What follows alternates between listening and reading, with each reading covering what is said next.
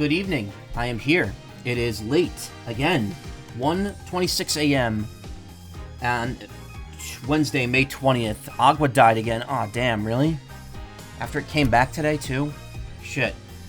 Well, I decided to switch the next stream with tonight's stream.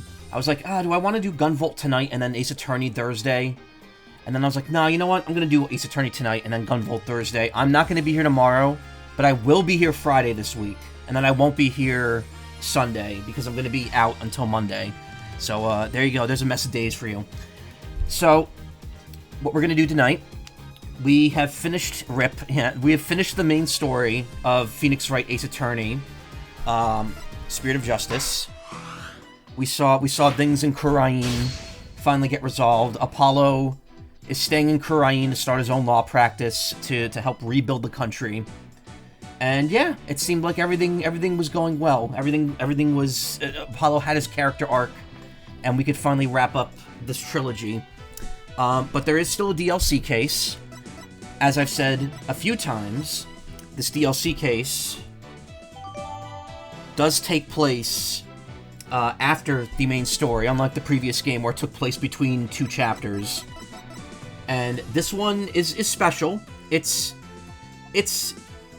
the case itself is, you know, a by the books case, but there's a special gimmick to this this episode, this case, that will become apparent pretty quickly as you witness it. And yeah, it's kind of weird. It's like it's weird to be here considering that we've streamed the entire franchise now.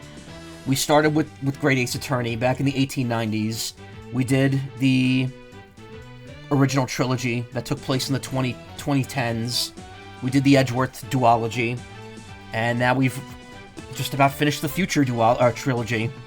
And this is it. After we beat this, there's no more Ace Attorney until we get a new game. So we gotta enjoy this. We gotta savor this last little bite of the series. Will Phoenix and Edgeworth finally get married? Maybe. We'll see. It may happen. It may happen.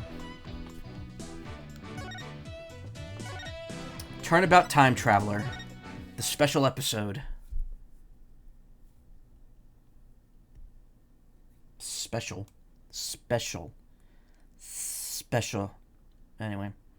I just did an audition, so like a little weary about voice stuff.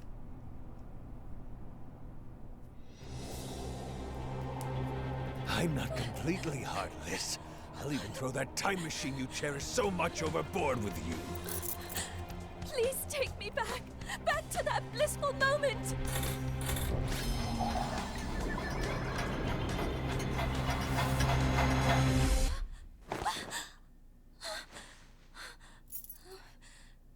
It's almost time for the reception, milady. It actually really worked.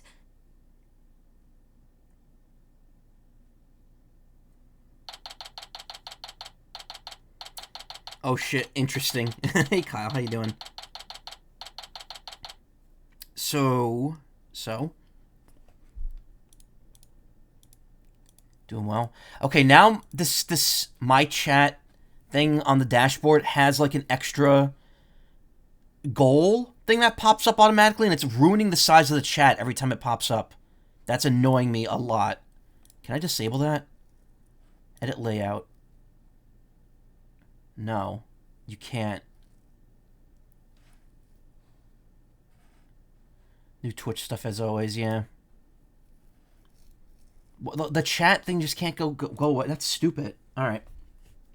New Twitch stuff as always. Like the Weewa being maybe $80. Oh, to fix that sucks. September 21st, 2028, 10:13 a.m. Wright Anything Agency. Hey, Trevor Fox, thank you so much for the raid. Literally just as I started. How are you doing tonight? How was what were you doing? Dead as Disco? And art? Nice. Hope your stream's been good. Hello, everyone. Oh my god, another raid. They were probably streaming together. Hey, Rex Strider, thank you so much for the raid. Let me give you a shout out as well. Oh wait, I can't yet. Surprise double raid. Hey, how you both doing? We all streaming tonight. I can't shout out Rex until the first shout out's gone.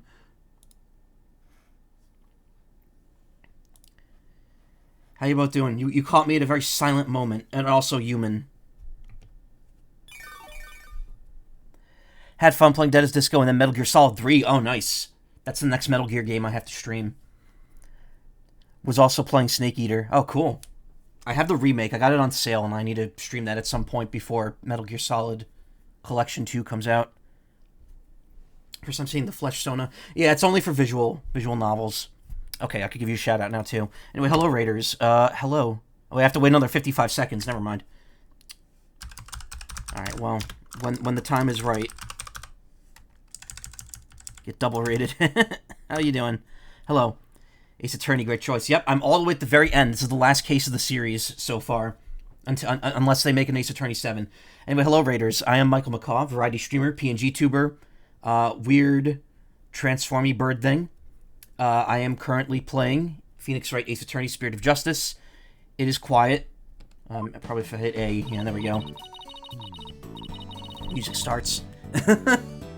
This is a chiller stream because it's a visual novel and also because I started like an hour late. So I'm just, you know, easing into it. I think it's been long enough now, right? Actually, let me highlight the command unless in case it isn't, because Twitch does not save them. Nope, I have to wait another 2 seconds. Okay, there we go. Anyway, thanks so much for the raid, you two. Do need to run and raid, or raid and run, but I hope you have a great stream. Glad we caught you. Of course, thank you so much. I appreciate it a lot. Good seeing you again. Yeah, totally. It's great seeing you both. Thank you so much. You take care of yourselves. Okay, let me get sure I got this straight. When your magic panties appear, a great line to start a raid on.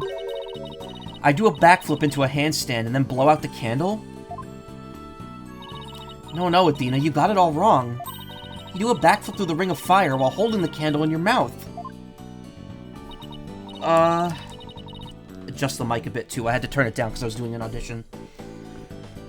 There's no way I'll ever be able to do that. Sure you can. I believe in you, Athena.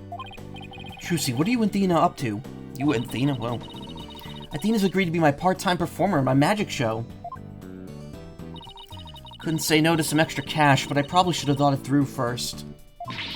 Now it's human cannonball this, guillotine that. It's not like I have 9 lives, you know.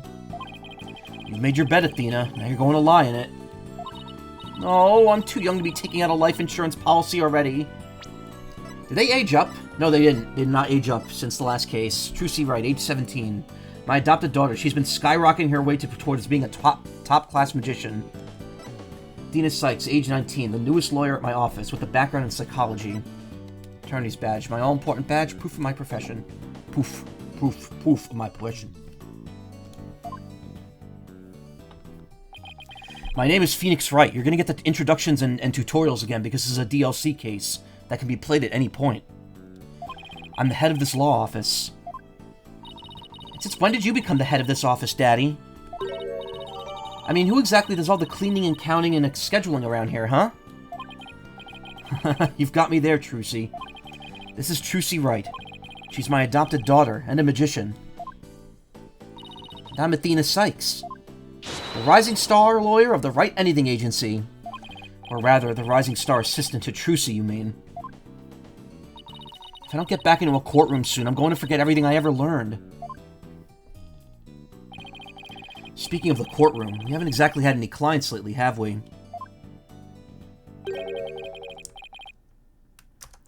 Business as slow as ever, huh, Nick?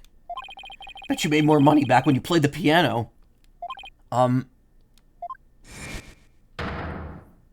It's him! Yo, long time no see!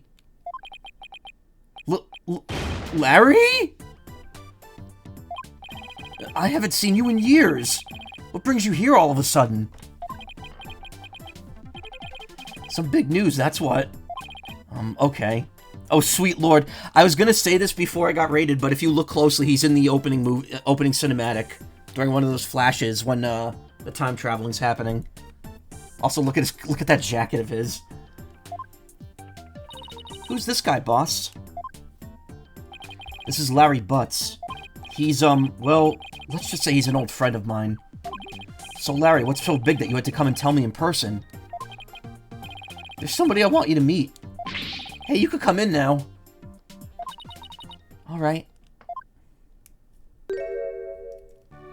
How do you do? Hi? That dress, is that a wedding dress?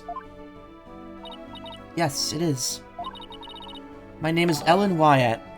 Hey, I thought you wouldn't be here because you haven't played this case yet. Thank you for the resub, though. I appreciate it. Fish.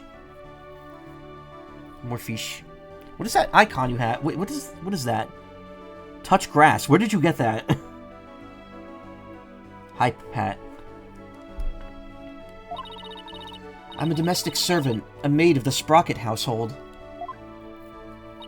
Sprocket? As in Sprocket Aviation? Yes, that's the one.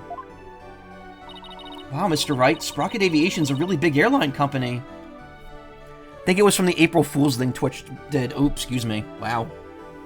Wow, that sucks because I was here on April Fool's Day too. I should have did whatever it was. You've heard of Rainbow Airlines, right? The one they call RAL for short? Oh, like Rouse? Yeah, that does sound familiar. Well, it's run by Sprocket Aviation. I see. But what is a Sprocket family maid doing here in a wedding dress?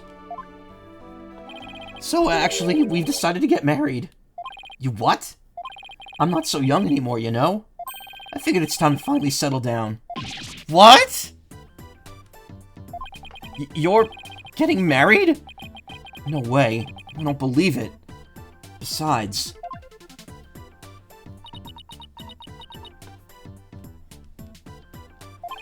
why would someone as well put together as her choose someone as flaky as him? Anyway, I have to leave for work in 3 hours, so I hope I don't pass out soon. You should get some rest. You don't have to be here. Especially if I'm playing something you haven't played yourself yet. You're kidding, right? Jealous? I don't blame you, but green's really not your color, you know? Alright, Larry. Lay it on me.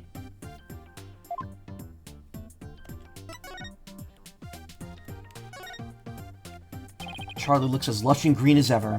Thanks to Athena taking such good care of him. Guess I should pitch in every once in a while too, huh? Mr. Charlie awarded. I bet we're the only office in existence that uses magic props as furniture. At this rate, Trucy's props are going to wind up taking over the whole office. I mean, they're already halfway there. Apollo's jacket, Athena's notes. Apollo just left that there. And Trucy's magic props. Not that I'm complaining, it's nice to know that my friends and family are always close by. Ooh, my controller feels really off.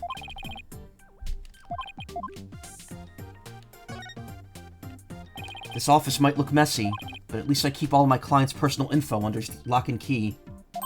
That's what a successful man does, right? Put his efforts where they count.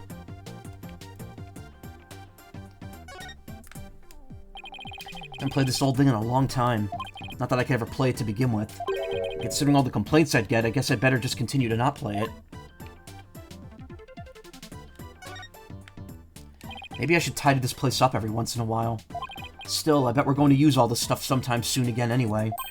So it's probably better just to leave things where they are. I napped for most of the afternoon and I'm struggling to get tired now. I'm afraid of oversleeping because my role at work is too important to miss. Odd-sounding remix, yeah. Kind of goes in with the, trilogy staple here of having some good and some off remixes. Okay, this feels fine. But again, this controller was drifting really bad the last few streams, and putting Deoxit on it did not help. What are you showing me your attorney's badge for? Wait, are you saying you want me to take up your badge and hit the courtroom? Absolutely not. With you as the defense, you're liable to bring the whole courthouse down. Literally. All I want is one chance to defend somebody in court. Objection! How was that? Pretty good, huh?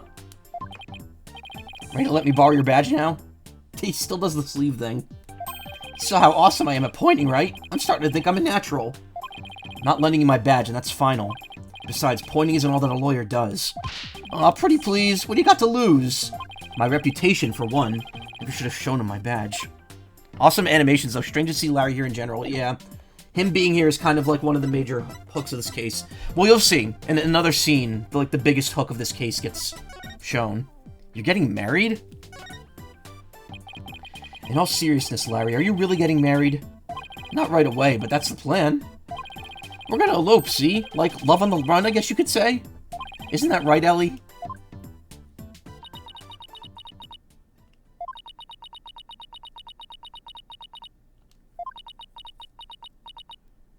Larry, I do believe there's been a major misunderstanding here. My heart already belongs to another.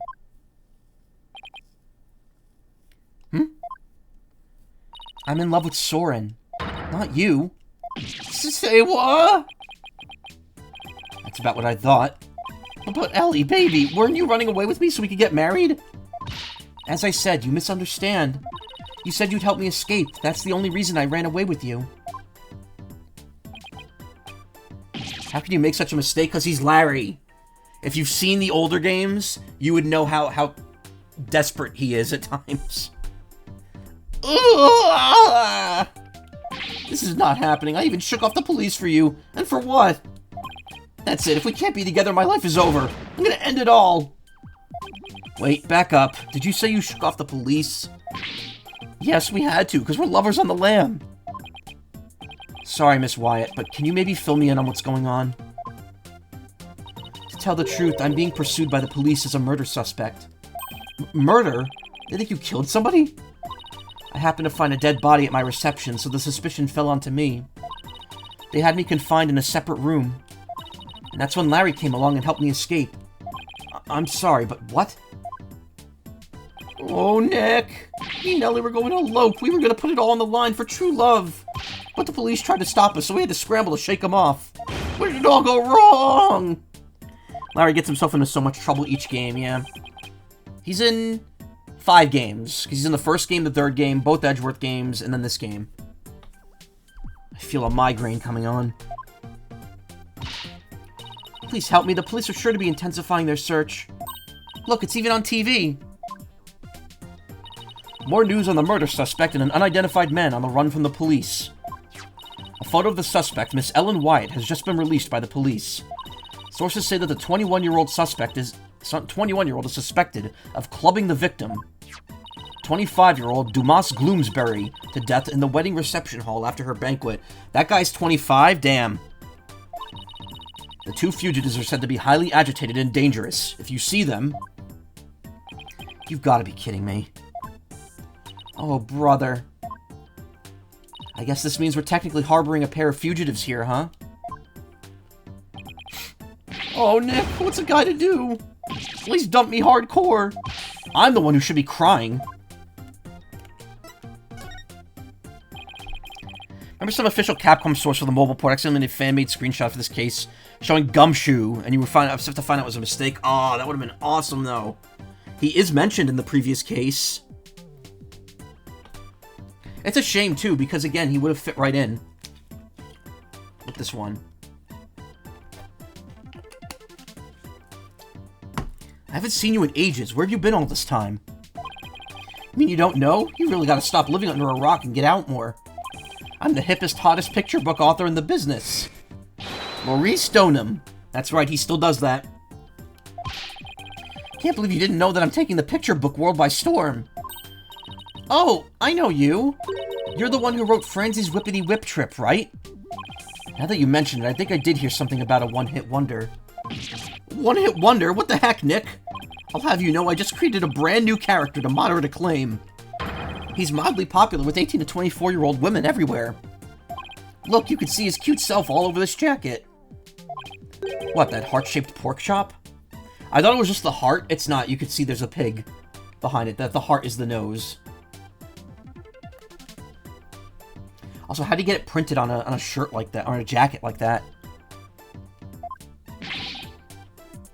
He's not a pork chop. He's the main character of my latest picture book. A lovable little soul who pierces the hearts of lovers with his arrows of amour. Cute piglet. Did not realize I was a pig, now I'm a pork chop. I'm not the biggest fan of pork chops. Was wanting to ask if they mentioned if he still kept in contact with Larry. They haven't seen each other since the events of AA3. They have not. Well, I don't know. He just says, I haven't seen you in years. And you can see this adorable fellow make his debut in Hugh Piglet's Lovey-Dovey Lark. In stores now. Are you sure? Because I've never seen that book in stores now or ever. Well, if you ever do see it, do me a favor and pick up a copy or 10, will ya? But I thought you were taking the picture book world by storm. Anywho, you'll defend Ellie in court, right, buddy? Please, I'm begging you. I didn't murder anyone. I swear I'm as clean and pure as this pure white dress.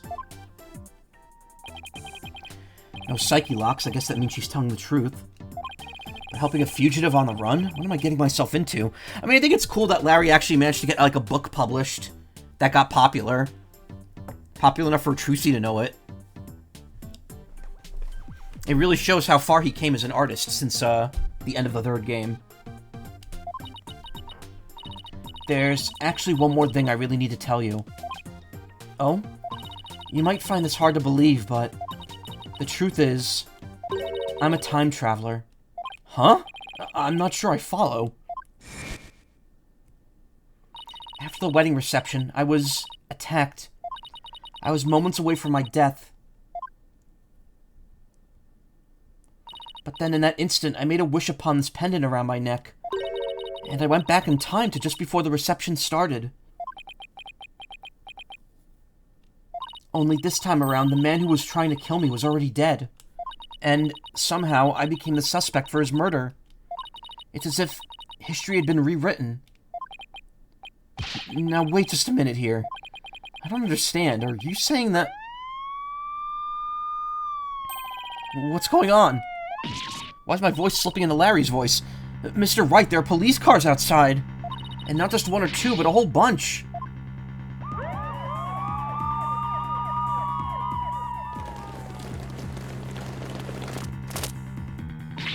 Daddy, a whole squad of officers has the building surrounded.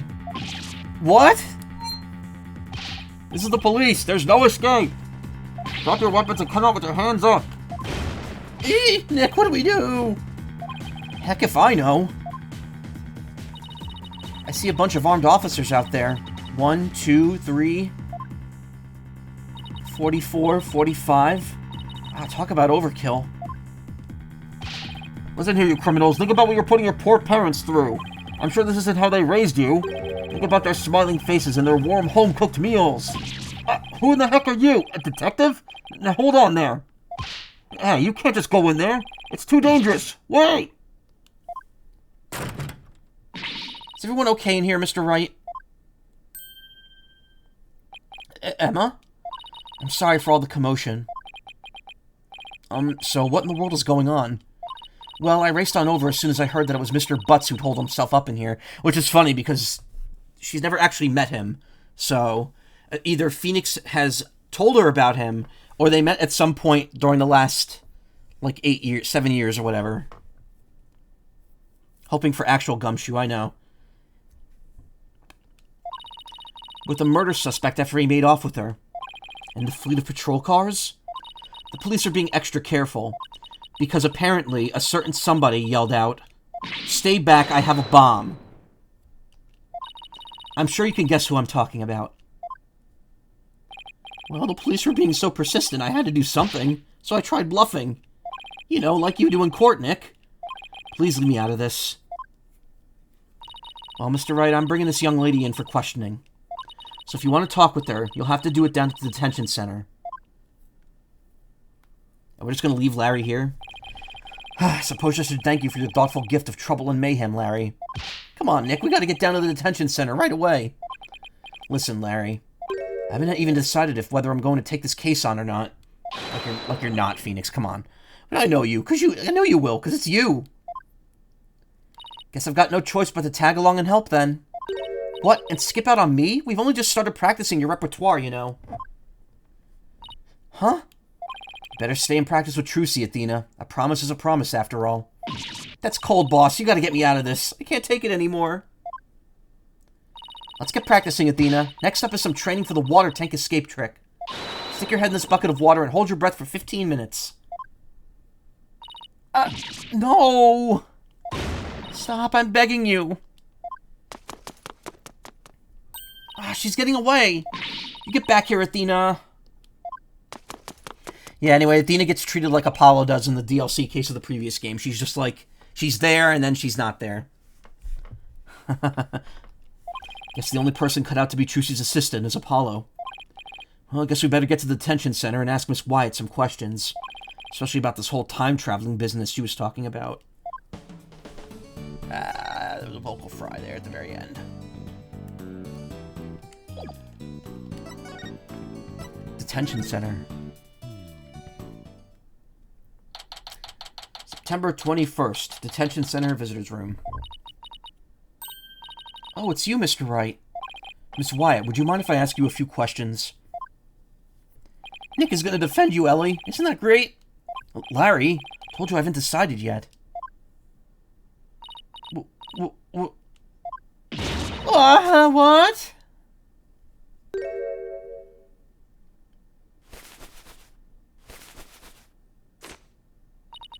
You're not going to take my case?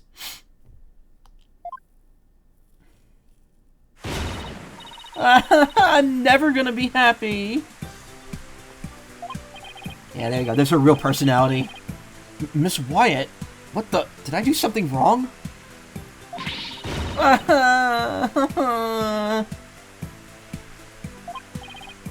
Miss Wyatt, please calm down.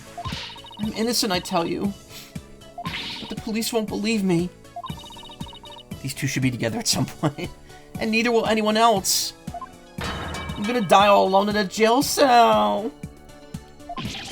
Alright, I'll do it. I'll take your case. Just please stop crying. Really? You will? The fact that Larry was the one who brought you to me had me a little worried, but... Whoa, what the fuck happened to the sound there? It, like, cut out, and then the beep was really loud. Did you hear that? That was a stream thing, definitely. That wasn't the game.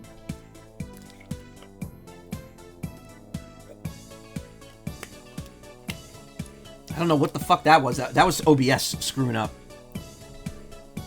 I'll turn my frying pan into a crying pan.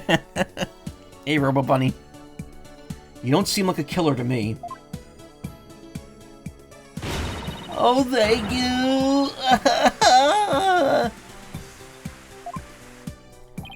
Thanks, Nick. I knew you'd come through. Did I really have a choice? I guess not. In any case, it doesn't seem like Miss Wyatt killed anybody. Plus, it's not like I'm up to my ears in work at the moment.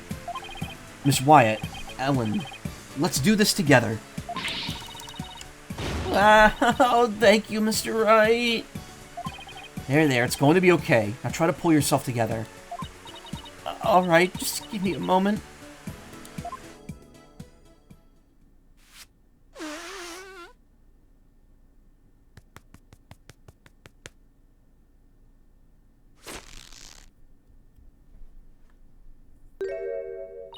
I'm truly grateful for you for taking on my defense, Mr. Wright. Sure, no problem. Wow, she literally pulled herself together.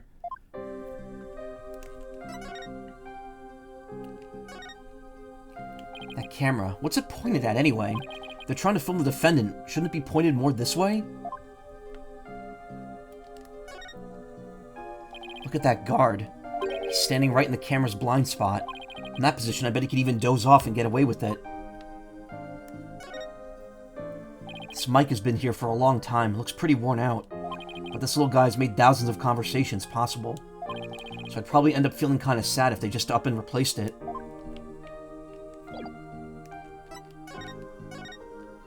What can you tell me about this? Oh, never mind that. What about Soren? Oh, Soren. Do you suppose he hates me now? I really couldn't say. Oh, what if he doesn't love me anymore because of all this? Whatever shall I... Oh no, she's going to start crying again. I really don't think he hates you, Ellen. You don't? Really? Yes, really. Probably? So don't cry. You'll only cause him more heartache if you do. Yes, you're right. As a Sprocket Bride, I have to hold my head up high at all times. Better really watch what I say around Ellen. Suspicion of murder. Ellen, please tell me everything you can about the incident. Alright. Figured I'd spend the seed since I wanted you to read the last one.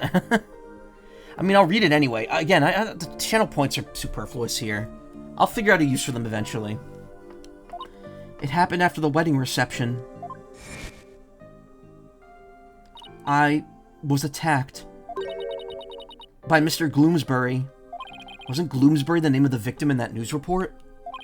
Maybe I should listen to what she has to say first, though, before I start asking questions. How dare that guy lay a hand on somebody else's blushing bride? What a creep! That's rich coming from you. Do you have any idea why he'd attack you? No, but... But what? Well, to tell the truth, Mr. Gloomsbury didn't seem very happy about me getting married. Geez, jealous much? What a loser. Mr. Gloomsbury had forced me onto the Vista deck and was going to push me off. Oh, how frightening it all was. I was just about to lose my life on what should have been the happiest day of my life. Of my life. They should have put the emphasis on the of there. So that's why I made a wish upon this pendant. That pendant? It's got the Dirian symbol in the middle, kinda. Actually, no, it's more like the Triforce, actually. Yes, it was a gift from my husband-to-be, Soren. He said it's a symbol of our love. And so you made a wish on it? Now, you may think what I'm about to say is very strange, but... I beg the pendant, please take me back to that blissful moment.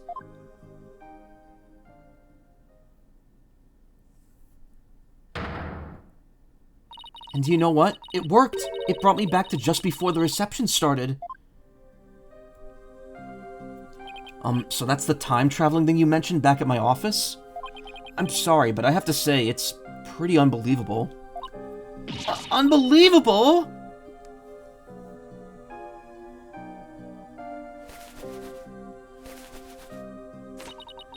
I knew you'd never believe me.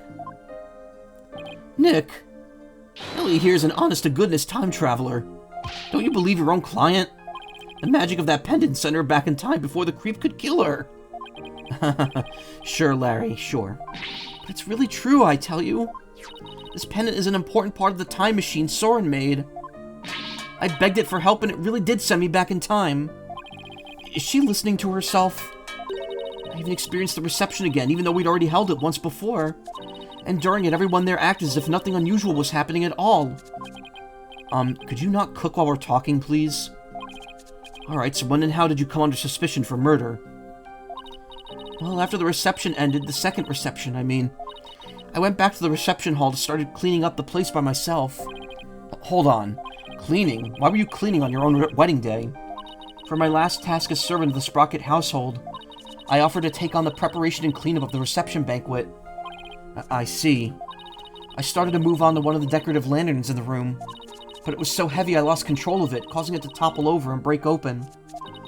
That's when I saw Mr. Gloomsbury's dead body inside the lantern. So you simply happened to be the first to discover the body, right? That's right. I just came across it by accident.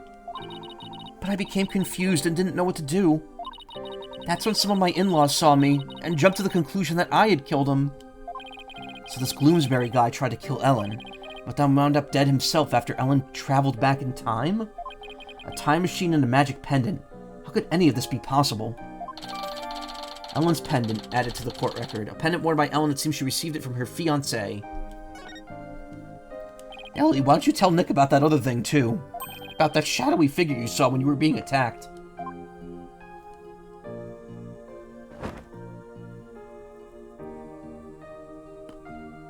Yes, good idea, Larry. Larry Butts, age 34, an old friend of mine and an aspiring picture book author. As we used to say, when something smells, it's usually the butts.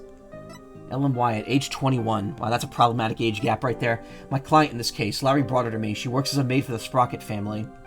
Emma Skye, age 27, detective friend of mine. She's finally achieved her dream of becoming a forensic investigator. Did I hear about the phone? Yeah, I heard about that. I've heard about that phone. Sounds really stupid. Oh! What's wrong? Also, hey, dummy, how you doing? I just remembered our reception. We were supposed to be so happy together. Oh, where did it all go wrong? Can't blame her for being upset. Why did this have to happen to me? Ah! Ellen, please try to calm down, okay? Alright.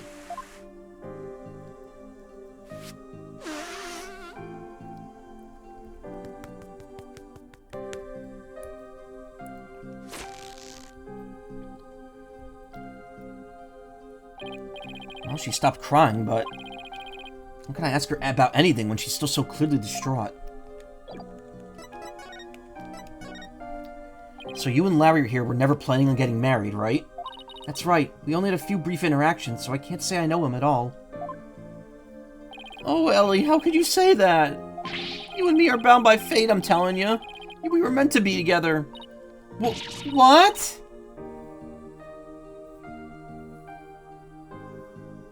God damn it. You're wrong, Larry. I've never been so right, baby. It's as plain as the goatee on my chin. Larry, don't make me send you to timeout. Now, can you tell me about the groom, Ellen? What's he like?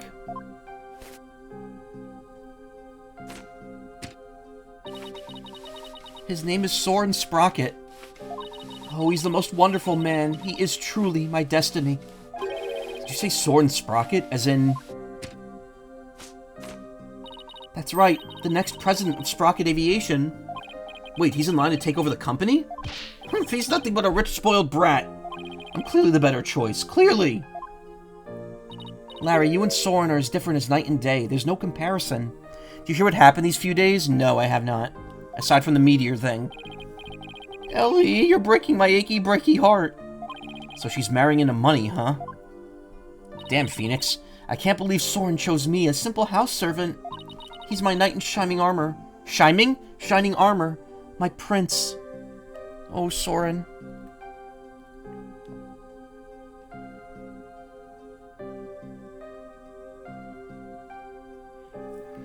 Some dude managed to hack into the website and find every single person they had info access to and alert them of the situation. It said everything this man creates is like the cheese touch, and y'all don't seem to understand the rules. You're supposed to run, not try to eat the cheese. What the fuck? Alright. Yeah, I don't know.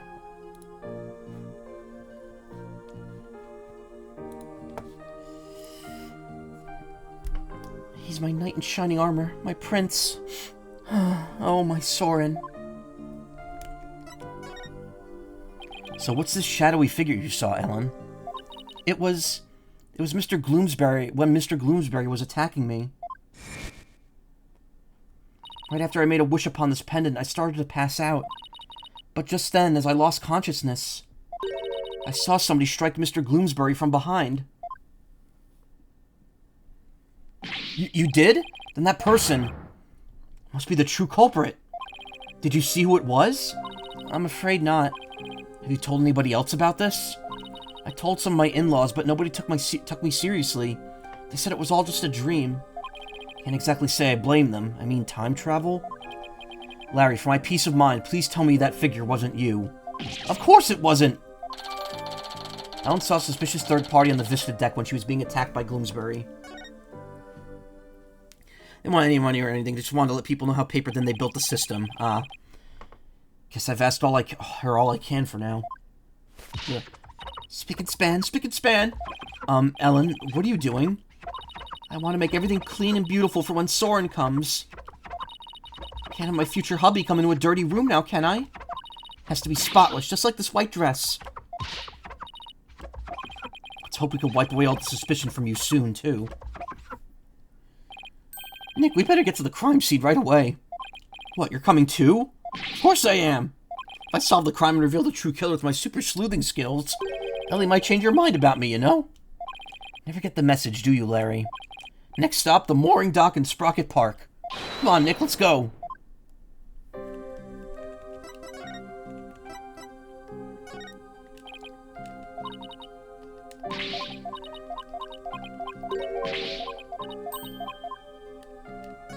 When Ellen was attacked by Gloomsbury, she saw in her dazed state a shadowy figure hit Gloomsbury from behind, fainted immediately afterwards, and thus didn't get a good look at whoever it was. There's a lot of commas at the end there in a row. Mooring dock. What about the Lessing dock?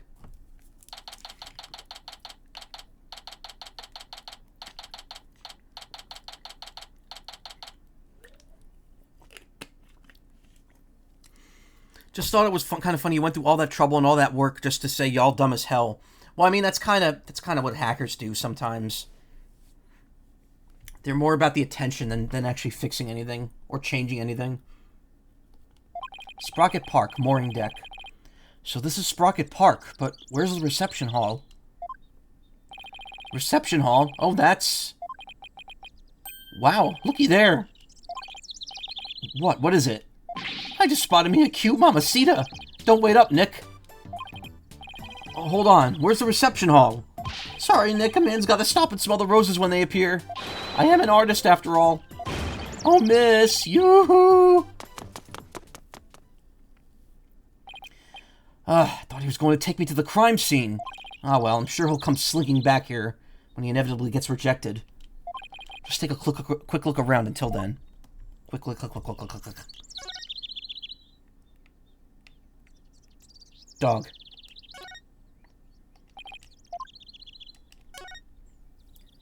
Wow, that huge airship is moored to just a skinny little tower. I know it's tied down and all, but it still looks like a good breeze could send it flying.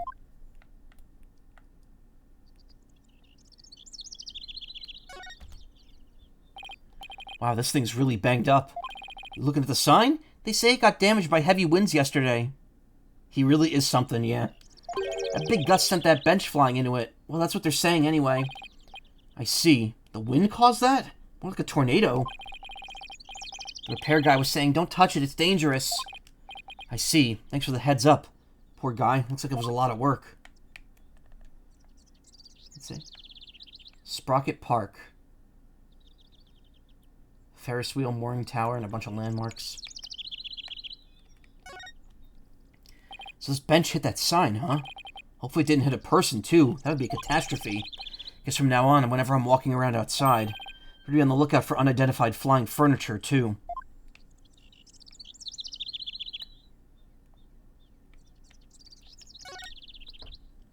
Wow, that airship is huge! Oops, didn't mean to say that out loud. I've only ever seen airships like this up in the sky. But I gotta say, they're mighty impressive when you could see them up close like this. Hey, sorry about that. I actually thought you'd be back sooner. Didn't work out, huh? Lay off, man. I wasn't on my game today. So now that you're done, you mind telling me where the reception hall is already? What do you mean? It's right there in front of you. Huh? Just pop in and say hi and share the shocking advice. My partner wants me to help make cookies or something. Nice. Right in front of... Wait, what's that say? Flying Chapel? Do you mean to tell me? Yup, that was reception was on that airship. Whoa, a sky-high reception hall. Yup, and that's where you'll find the crime scene. Man, not only does this airship fly to the sky, but the space-time continuum, too. But the happy couple's honeymoon got left far behind when it made that time skip, though. Here, check out the airship for yourself with this pamphlet. Flying Chapel pamphlet. It includes a brief introduction and diagrams of its layout.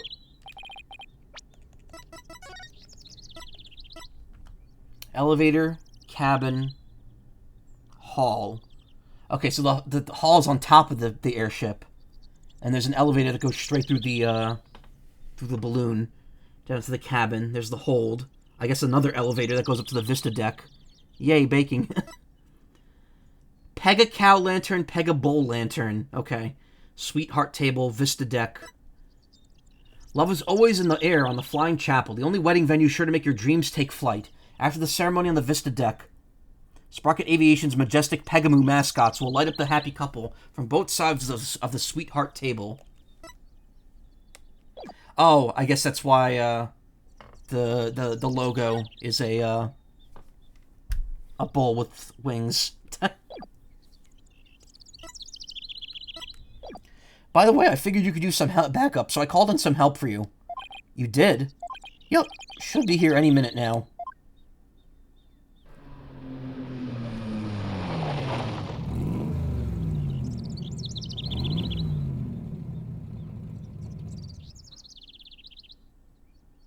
It just fades in. That red sports car. Larry, don't tell me you called. You know it, buddy. I trust you've been well, right?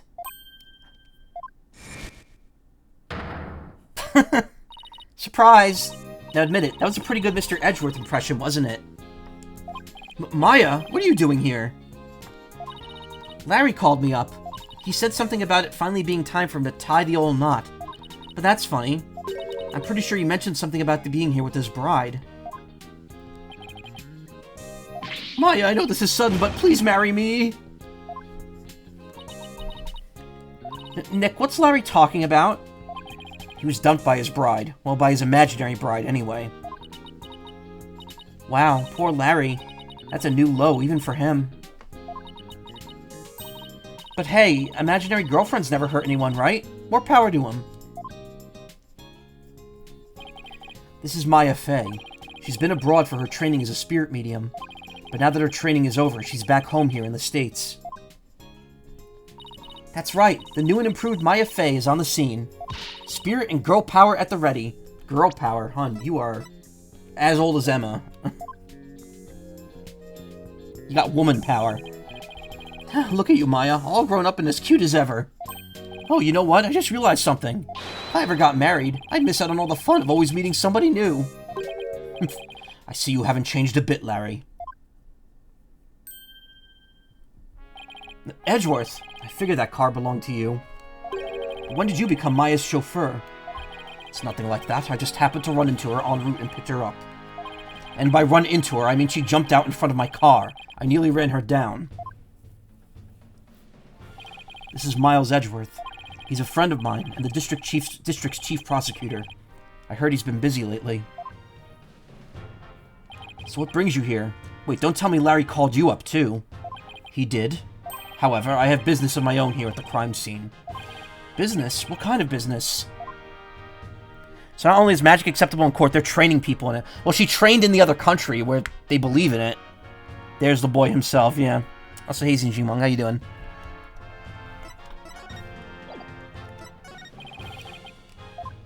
Already searched here, but it doesn't hurt to take another look around. Yeah, but now there's new stuff.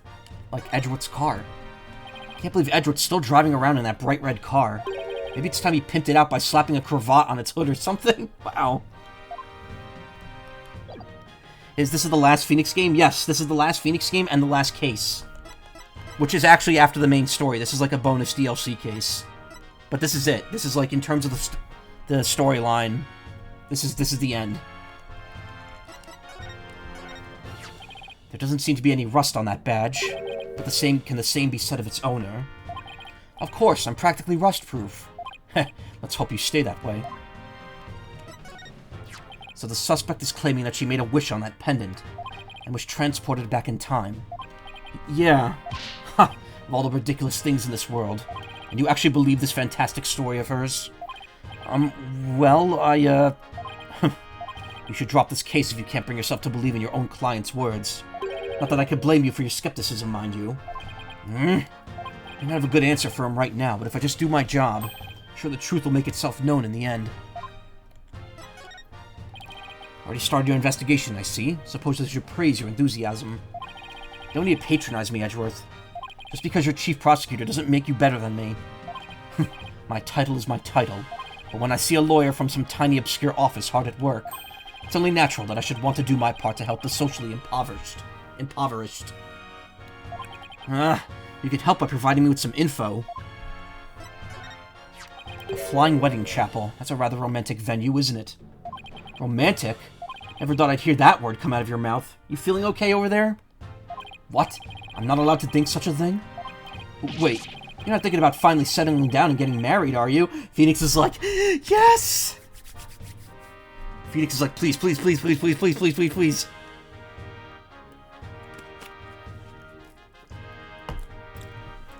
Edgeworth, I've been preparing for this moment for the last 8 years.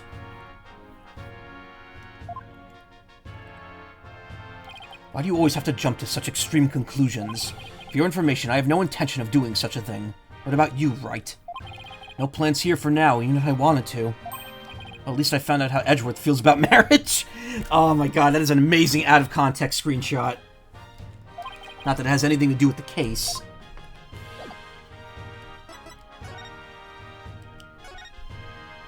Just so you know, Wright, I am the lead prosecutor on this case. What? You? Yes, it appears we'll be standing on opposite ends of the battlefield this time around. So I'll be up against Edgeworth tomorrow. But I don't get it, Edgeworth. What about this case warrants the personal attention of the district's chief prosecutor? It's a bit complicated, to say the least. In what way? The groom is a member of the Sprockets, a family with immense influence. If his bride were to stand trial in court, it would sully the Sprocket name. So they tried to apply some pressure on the prosecutor's office. Pressure to settle it amicably, right? Settle it amicably, right? What do you mean, settle it amicably? It means that they're trying to sweep this whole thing under the rug. Wow, Sprocket Aviation really has that much clout? Yes, they have especially strong ties in both the political and judicial worlds, to the point where no one dares to oppose them. Don't tell me that includes you. Don't be ridiculous, Wright. It's quite the opposite. The prosecutor's office is filled with cowards, as I found out. Every last one of them, my subordinates, was loath to prosecute a Sprocket. So that's why you decided to take this case on yourself, right? That's right. I will personally see to it that justice is served. I always prosecute to the utmost of my abilities, regardless of who I'm up against. For that is part of my creed. Nothing and no one can sway me from that, not even the almighty Sprockets. Right. If they think they can use their influence to bend the truth, they have another thing coming. You know, I almost feel sorry for them. They were only trying to protect their interests. But all they got instead was you. Edgy, come on, man. How could you prosecute my poor sweet Ellie? What kind of heartless jerk are you? I'm simply doing my job. And I'm warning you, Wright, I won't hold back. Not for you or anyone else. Thanks for the warning, Your Righteousness. So how's it going, Mr. Chief Prosecutor? Busy as always, I presume? Of course, unlike somebody who has too few clients and too much time on his hands. Huh. Guess that explains why your brow is more furrowed than the last time I saw you. Maybe you should learn to relax a little, Edgeworth. Nice try, Wright, but as always, I have no intention of showing anyone any mercy. Including you. As inflexible as ever, I see. Besides, I think I've mellowed out a bit with age. So if anything, those furrows should have smoothed out a little as well. Honestly, Edgeworth, are you really that blind to yourself? Excuse me? He's really self-conscious about those lines, isn't he? Edgeworth, about this incident, don't forget, Wright, I'm the prosecutor for this case. I need to remind you that I'm not in the habit of sharing information with my adversaries. No, I guess we are adversaries for now. And you, Larry. Stay the fuck away from this case. Every time you're in court, Larry, it's a disaster. Stay the fuck out of here. Me? I'd like you to come with me. You have a lot to answer for after that little stunt you pulled with the suspect. But Edgy, we're old pals, aren't we? Personal appeals won't work on me, Larry. Now come along. Ah, Nick, help me out here.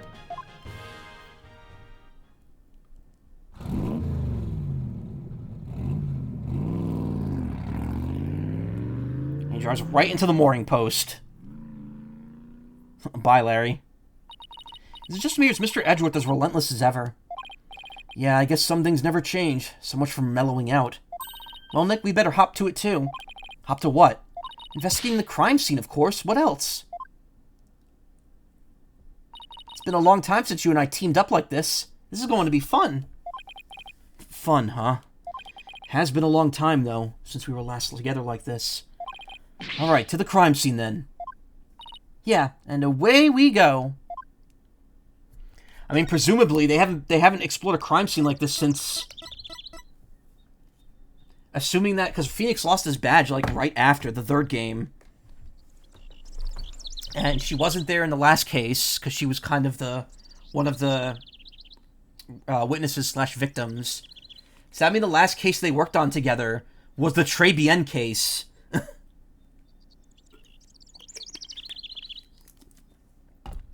Where she dresses up in the maid outfit. Like canonically, timeline-wise. Any ideas? Might as well jump right in, I guess. So what do you think? Well, let's see. I think the inside of Mr. Edgeworth's car smelled heavenly. No. Apart from Edgeworth's car. I mean, do you have any ideas about this case? Sorry, can't think of a thing. But what are we wasting all this time with thinking for? There's investigating to be done. Ooh, I can't wait to see what kind of evidence we'll find. You seem really excited. You bet, Nick. Dynamic duo is back in the saddle again. Let's go, round him up, partner. Alright, let's get to it then. So what do you think we should do, Maya? Isn't it obvious? We start by investigating every single place that has anything to do with the case. And then grill every single person involved. Our enthusiasm is kind of overwhelming. Now go forth, Phoenix Wright. Search out the truth. Don't just stand there. Say something. Yes, ma'am? Louder. Yes, ma'am. That's more like it.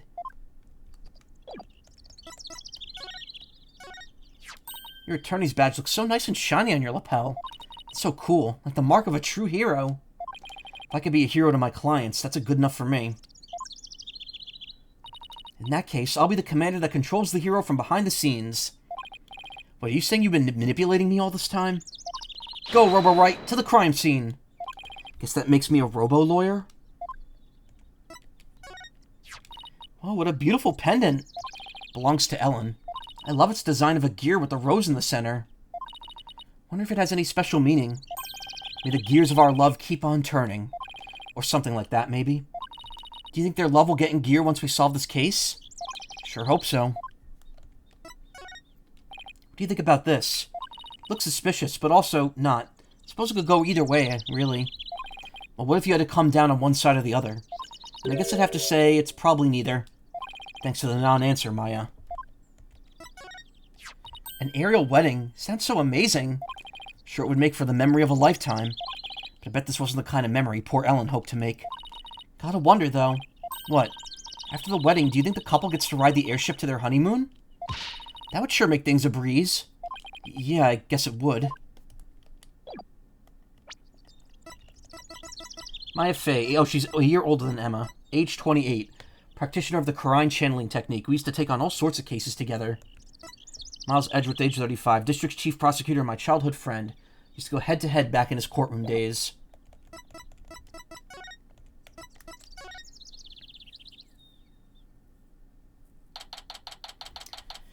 September 21st. Flying Chapel. Reception Hall. So this is the reception hall. According to the pamphlet, we're right here. Yikes, we're pretty high up, but at least we're indoors, so it doesn't seem so bad. Oh, look, Nick, it's Emma. Hey, Emma, over here. Mr. Wright, Maya, does this mean you've taken the case? Yeah, that's how things kind of turned out. So you mind if we take a look around? Be my guest. Pretty much wrapped up our investigation, so go right ahead. That's a good chance to find out more about the case from Emma, too. Is there something I could do to help you with that? Actually, I was hoping it would help me move my investigation along. Sorry, but that's not going to do much for you here, I'm afraid. That's too bad. Oh, don't look so glum. You have to keep a positive outlook. Why don't you take a break with something sweet? I highly recommend Snackoos myself. Want to try some? That looks like a piece of shit. I think I said that in Apollo Justice too, though. I think I said that when you see the Snackoo in that game as well. No thanks. I appreciate the offer, though. Thank you for your half-eaten cheese doodle.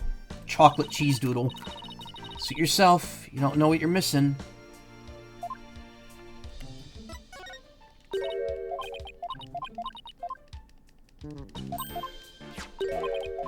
Hey, V2, how you doing?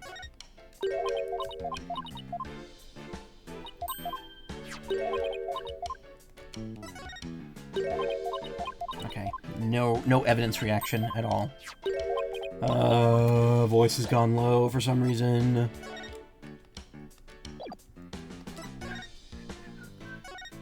What happened? Edgeworth wouldn't tell us anything about this case. So do you think you could give us a rundown? Well, seeing as he's going to be prosecuting, I'd expect him to be tight-lipped about it. The incident occurred yesterday on September 20th. It happened after the wedding reception, which lasted from 7 p.m. to 10 p.m. 7 p.m. to 10 p.m., huh? Got it. By the way, you didn't hear about any time traveling or anything, did you? Time traveling? What do you mean? Oh, nothing. Forget it. Pretty much the response I expected. Doing better. Was feeling sad earlier this week, but you're feeling better? Oh, that's good. Victim's name is Dumas Gloomsbury. He was a servant in the Sprocket family household. Ellen was a maid for that family as well, so that means the two of them were co-workers? Yes, they apparently knew each other. Mr. Gloomsbury was the lead servant, after all. He was very serious about his work, but he was also a very closed and private man. So the other servants called him Mr. Doom and Gloom behind his back. Really, I would have called him Mr. Dumbass, because that's what his name is. If he was the lead servant, he must have been higher ranked than Ellen. What makes the police think Ellen killed this man, the guy who was essentially her boss? We don't know the defendant's motive yet, but the circumstances surrounding the discovery of the body don't bode too well for her. And what circumstances are these exactly? Well, some of her in-laws saw what looked like the immediate aftermath of the murder. The suspect was standing in front of the body with the murder weapon still in her hands. Why would a bride who was just about to start a happy new life kill someone? Do the police have an explanation for that? Yeah, about that. They believe the victim attacked the suspect and was killed when she fought back. But why did he attack her to begin with? Well, a mere servant girl was going to suddenly become the wife of the future president. Mr. Gloomsbury must have been more than just a little jealous of her. So this Mr. Doom and Gloom attacked Ellen first? But if she was only trying to protect herself, wouldn't that count as justified self-defense on her part, Nick? It would. There's a good chance she'd be acquitted if we could prove that, but I wonder what Edgeworth will have up his sleeve to counter that claim.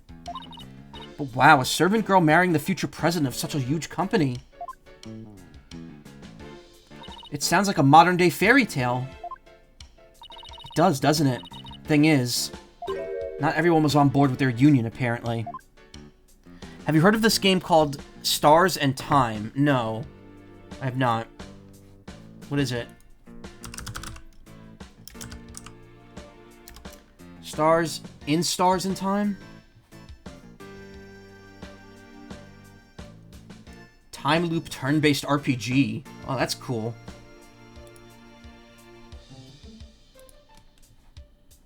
Released about 3 years ago, 2.5 years ago.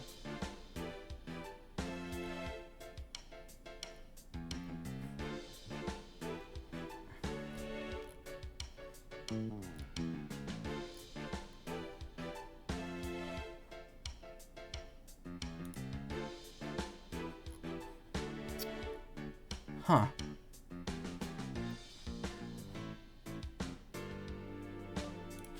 Interesting. They seem to really have fleshed out that story.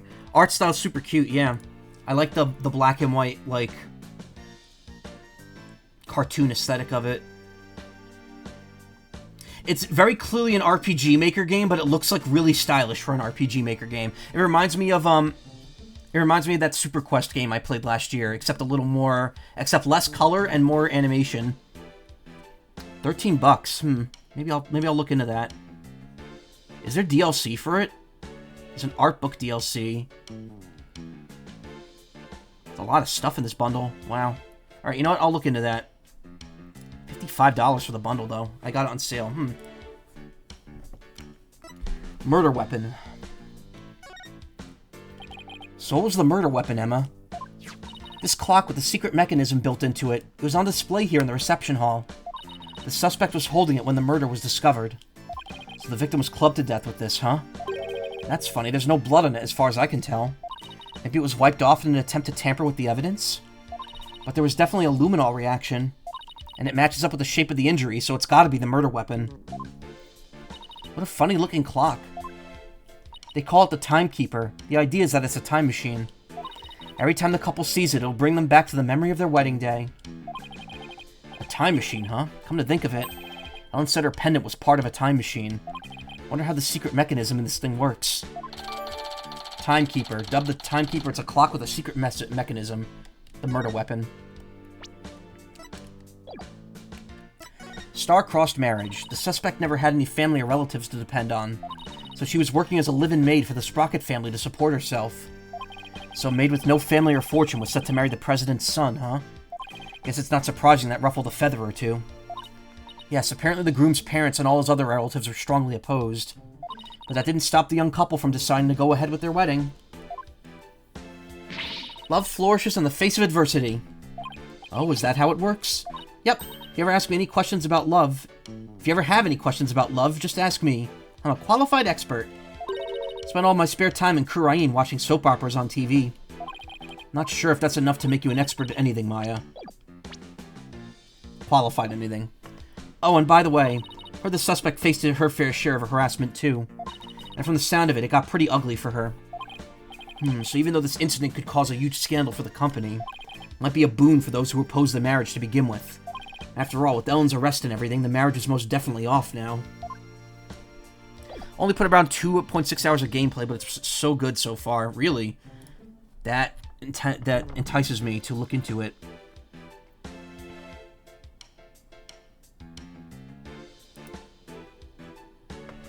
So wait, what actually is game here? Start again.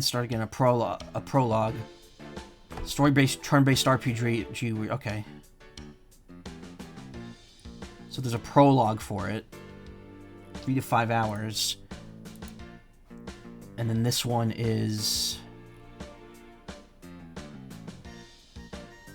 Oh, it's an art book for the prologue. So there's an art book for the main game, an art book for the prologue, and then the main game, the prologue. Why is the art book more expensive than the DLC?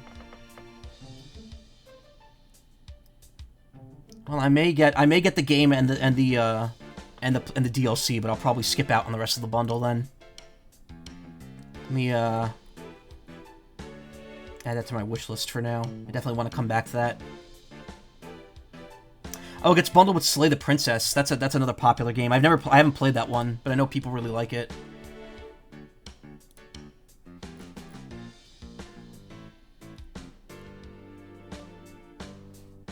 Cool. Loving the music. Would you care for me to tell you a little bit about the mechanics? Yeah, sure, go ahead.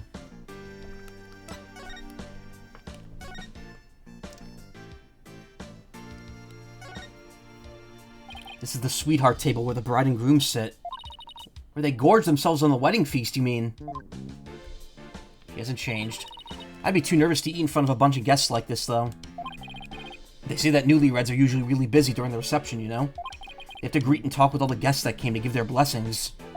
They don't actually get all that much time to enjoy their dinner. Oh, I wouldn't be able to stand that.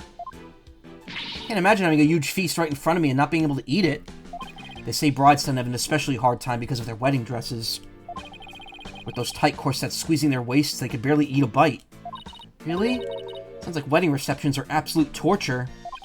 Guess food still wins out over romance in Maya's book.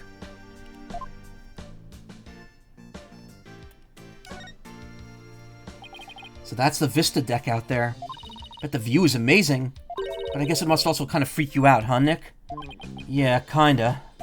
Mostly because there's no surviving a fall from way up here.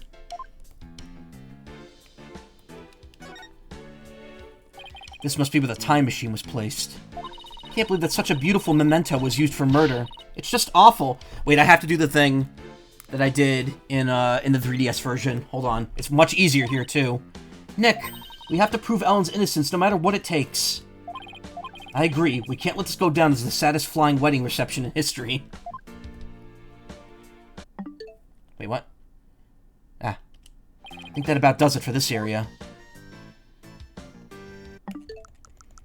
I did this back in the 3DS version, and it was way harder to time this properly, because taking screenshots on the 3DS was annoying.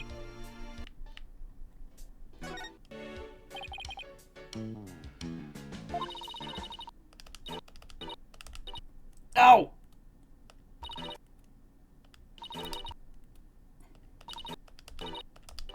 Fuck. I can get it.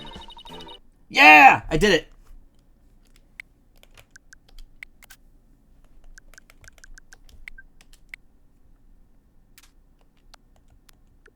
Can't believe it's such a beautiful meme.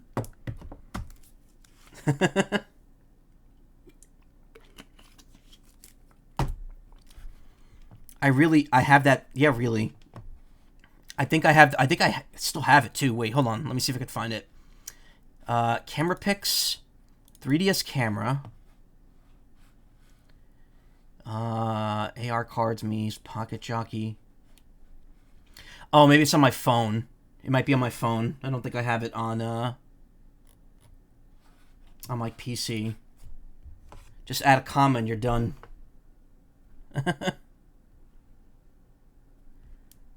Wait, let me see here.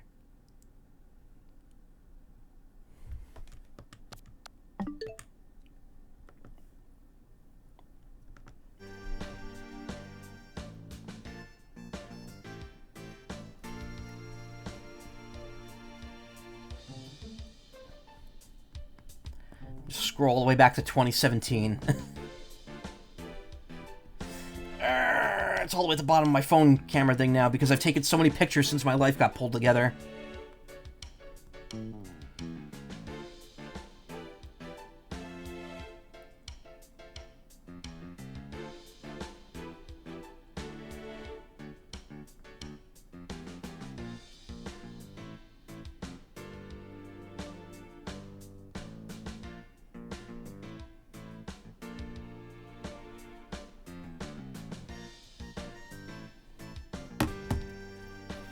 This proves your inner child is still alive and making jokes. My inner child? Buddy, you don't think I'm padded right now? No, I'm not. Don't worry. I did just get some comfy kins, though. Wait, where is it? Why didn't it post? Oh, there it goes. Wow, that was weird.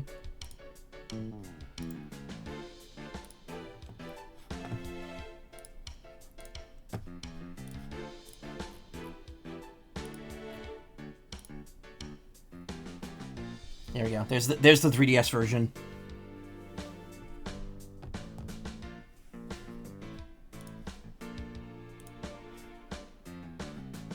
Oops. So with every time loop you gain these perks, they normally happen by doing specific things. For example, if you keep searching for keys, you'll unlock a perk or equip where you'll be able to sense keys if you found them before in past loops. Also, there are creatures you interact with them, and they take you back to the beginning of the section you're put in, as opposed to the very beginning of the game. It's so good. The battle system is very unique, too. Such a beautiful meme, yep. No judge, feeding your Lego nostalgia more. Can't wait for this Friday. Hee. Nice. I want to get the Office Lego set, which has been sold out for a long time, but I have nowhere to put it. I have the Seinfeld Lego set, but not the Office one. The Office is like the most normie show that I like.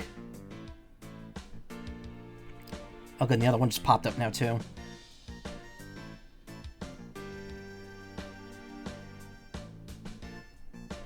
There we go. Now both of them are in the Discord server. Anyway, back to adventure. It's a hot air balloon, a symbol of humanity's ambition to take to the skies. It's kind of a romantic notion, don't you think? Yeah, but I just noticed that doesn't seem to be tied up to the ceiling all that well. Sure, it's fine. Please don't let it fall on my head. A model airplane, the perfect decoration for an airline company wedding. And a propeller plane like this lends the room a great old-timey feel. Oh, I'd love to see the Steel Samurai fly a plane like this. Can you picture it? The Steel Samurai zipping through the clouds over Neo Tokyo? If Sprocket Aviation ever becomes a sponsor of the show, I could see it happening. Why didn't I think of that? We'll go suggest the idea to them later. Please wait, at least wait until the trial's over. Wait until the... Wait. Wow, look at the horns on this flying bovine. He must be a bull. Seems he made it through the ceremony in one piece. But look at those wheels. I bet he could be rolled around rather easily, too. Yeah, I bet it would be quite a hassle if you had to lift and carry him everywhere. And this is what the backside looks like. What's that by the bottom of his tail? A wheel handle? Oh, I get it. This way they could get inside to change the light bulbs. See, they left the wheel handle on the inside unpainted. Guess they figured nobody will see it, so why bother? Makes sense to cut costs where you can. Well, overall, can't say I see anything strange about this thing. I mean, aside from the fact that it's a flying bull. I will be Vengeance, I will be the Knight, I will be Lego Batman. Nice. Lego Batman's a silly man, though. I've seen the Lego movie. It's a good movie. This must be the lantern that the body was found in. Ellen managed to move it quite a ways. Looks like a cow, but it's pretty badly broken. That's not a cow, Nick. That's Pegasus, the flying horse. No way. It's definitely a cow. It's got horns and everything. But look, it has wings. Cows don't have wings. So it's a Pegasus, I tell you. Oh, I know. That pamphlet should tell us. Let's see. Apparently it's called a Pegamoo. I did not see that coming. And somehow the name really captures the essence of what the creature is, you know? Ladders and step ladders awarded. Huh, that's strange. What is? Well, this Pegamoo is definitely a male Pegable, right? Yeah, I'd say so, with the horns and all. Okay, well... the Pegamoo over there is also a Pegable. But take a look at the pamphlet. See, the one on the right says Pegable, but... the other one says Pegacow, a female Pegamoo. Right. The pamphlet goes on to say how they will have Pegamoos for the happy couple. So for Ellen's ceremony, there should have been a male and female pair of Pegamoos. But for some reason, there are two males here. What does that say? The Sorn secretly, you know, like the dog meme, I know what you are. Maybe somebody made a mistake when they were setting up the room. It's hard to believe a fancy place like this would make that kind of blunder, though. Pegable lantern in which the body was found. In any case, we better check this thing out. Yeah, I know. The new game, new Lego Batman game comes out this week. What do you think this is, Maya? Looks like a flower petal to me. An unusual shape for a flower petal. Do you suppose it's from one of the flowers here in the reception hall? No, I don't see a single flower like this at any of the tables. Wonder where it came from.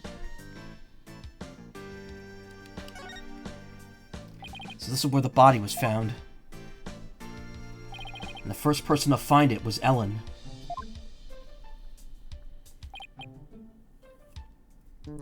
Emma, what can you tell me about the condition of the body when it was found?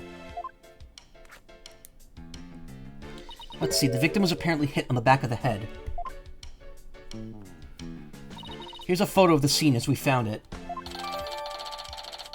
The victim was discovered inside one of the lanterns at the reception hall. He had one of the petals on his leg. Oh, two. And one on his, torso as well. He's like, oh. Hey, what's this? Grab Ellen when convenient and send her off from the Vista deck. Ooh, let me take a look. Looks like a note outlining the murder plot. Whoever wrote it has better handwriting than me, but it looks like they wrote it in a rush. And why do you say that? Because the writing is only smudged starting from the middle of each line. That happens when a right-handed person with a slight hook writes in a hurry. I do it sometimes myself when I'm not paying attention to where my hand is on the page. Guess I'll take your word on that, Miss Bad Handwriting Expert. Wow. Hey, even I don't smudge my handwriting this badly. Alright, let's get back to the note. That note was apparently written by the victim. But why would he feel the need to write instructions to himself like this? You sure the victim wrote it? I sometimes write a note to myself before I go shopping. Potatoes, carrots, onions, flour. Maya, are you craving curry rice or something? Whoops. So, Emma, where's this Vista deck the note mentions? It's the heliport you see right outside the window over there. So we plan on pushing Ellen off from there? What a monster. Bloomsbury's note. The writing is smudged as though written by a right-handed person.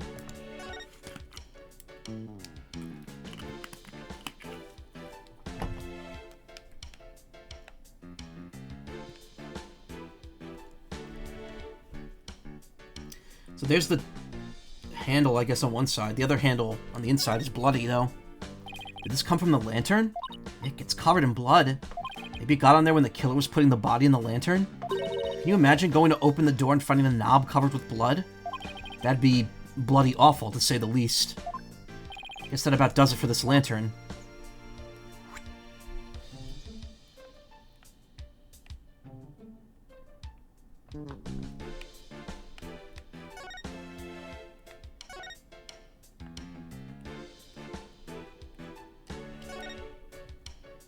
Wonder what this partition is for. Imagine people like the reception staff for entertainers use it. They probably wait behind it when they're on standby. I see. The partition this size, I bet they could even fit an elephant back there. Not that anyone sane would.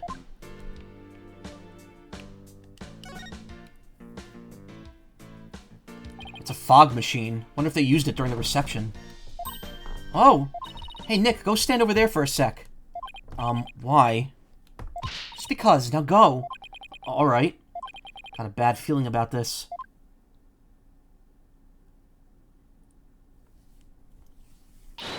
Fogmaster 9000, on! Maya, no! Huh?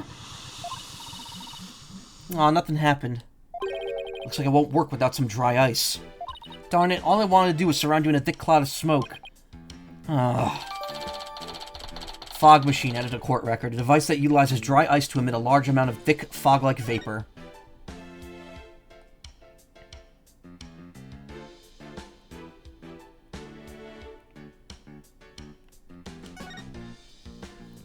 Get a load of that huge set of doors. Bet all sorts of things come and go through there. Like an elephant. Pretty sure it's just the bride and groom. It's a banquet hall, not a circus. Why is she so fixated on elephants all of a sudden?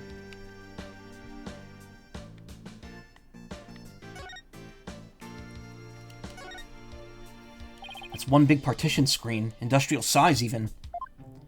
Bet it'd cause an industrial size mess if it fell over. And that's why you're not allowed to touch it, Maya. What? Then who's going to test how stable it is? Just leave it alone, please. Oh, another fog machine. It's a fog machine for the reception. Pretty cool, huh? Don't you dare touch it. Aw, spoil sport. It's because I know how you operate.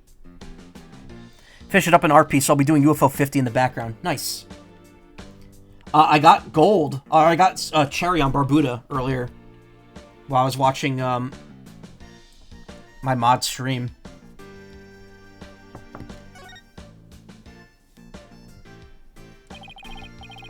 Looks like a business card wallet. I wonder whose it is. Hey, props to Larry for emblazoning his insignia on something. My business card holder is metal, and it has my initials and my insignia on it as well. That face looks awfully familiar. Yes, it does. Guess I'll bring it to him later. Business card wallet added to the court record. Business card holder with a peculiar yet suspiciously familiar imprint in the center. The way it fades out, it's like...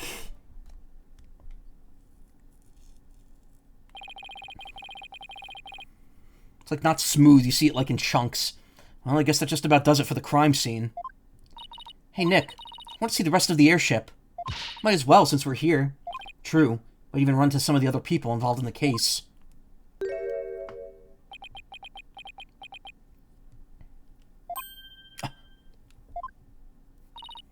Nick, how long has that guy been standing there? I didn't even notice him until just now. Excuse me, are you with Sprocket Aviation?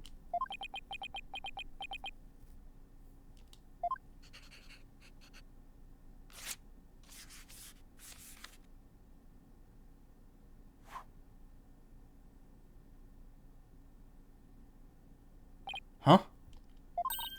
Nick, he wrote something on that paper airplane. Guess we're supposed to read it then? Let's see here. Get out, intruders. Well, that was a rather cold welcome. Mr. Wright, Maya, meet the lone son of the president of Sprocket Aviation, Soren Sprocket. Or to put it another way, the future president of Sprocket Aviation. So he's Ellen's fiancé?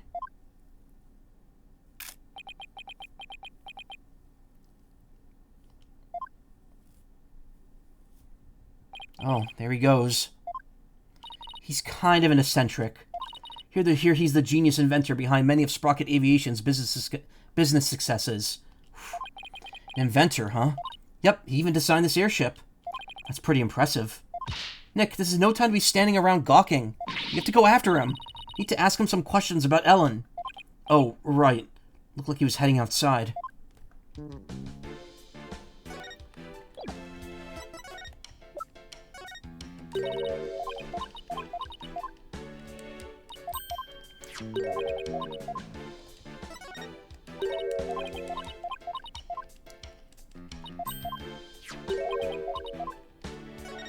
I'll drop the dry ice replaced in the fog machine and produce a thick fog during the reception.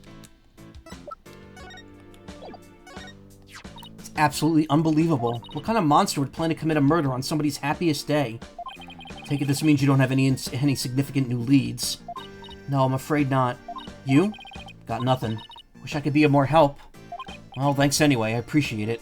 All we could do is keep on keeping on, right?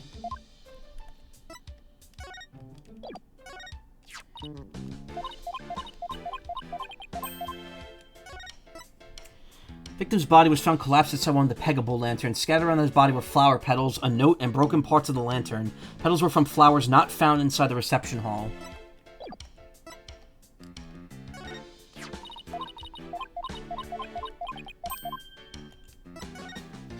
So you're sure this is the murder weapon in this case? Positive. The shape of the victim's injuries and the shape of this clock are a perfect match. I see.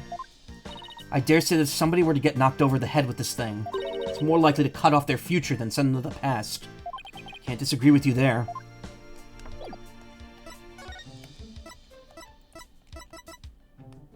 Oh, we can't go to the rest of the ship.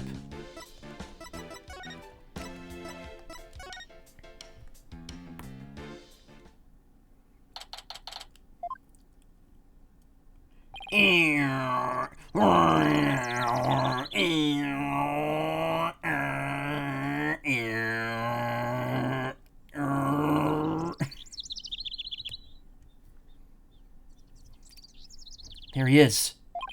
Excuse me, can we talk to you?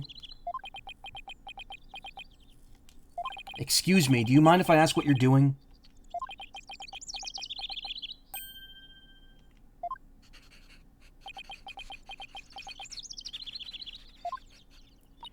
He sure is riding up a storm. It is possible. If an enormous change in mass could be detected at that point, then theoretically matter can retain its form even as it crosses the event horizon. Let's just see what he has to say about Ellen.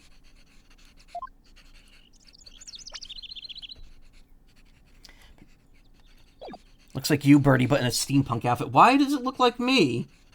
I mean, he's got glasses, but he doesn't have a beard. I guess the hat does kind of look like a hat that I would wear. I don't have a hat like my bird, like the bird hat that Karma drew here, but I do have like a poofy hat with flowers on it.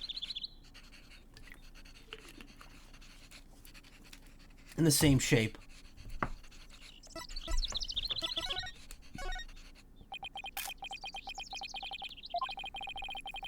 Does this bring anything to mind? Even some small vague detail will do. Ah!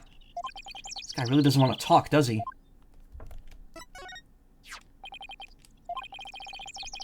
What are you showing me that for? Mr. Sprocket? Can't read him at all, not even with an item as loaded with sentiments as this. Excuse me, but we'll be representing Ellen in court tomorrow. So could we ask you about the case?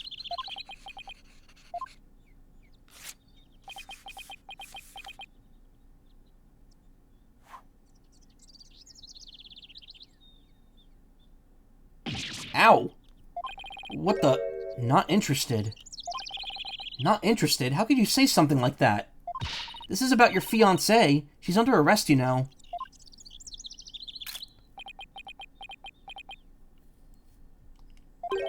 The diameter of the airship is approximately 80 feet. The amount of energy necessary to move matter comprised of that amount of mass is... He's off in his own little world. Look at his back. He's got like a jetpack. Can't believe he said he was not interested in talking about his own bride's arrest. Let's have to talk on his level then. What's something he might be interested in?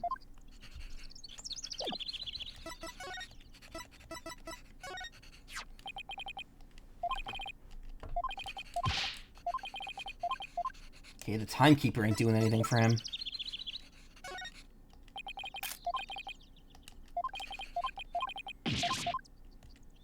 Hey, what about Larry's business wallet?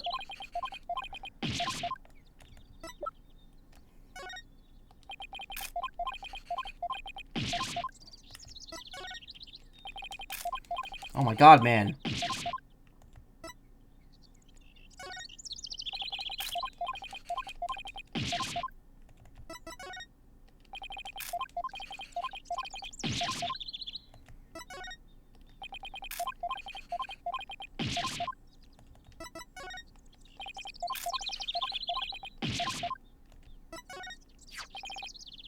Could you take a look at this?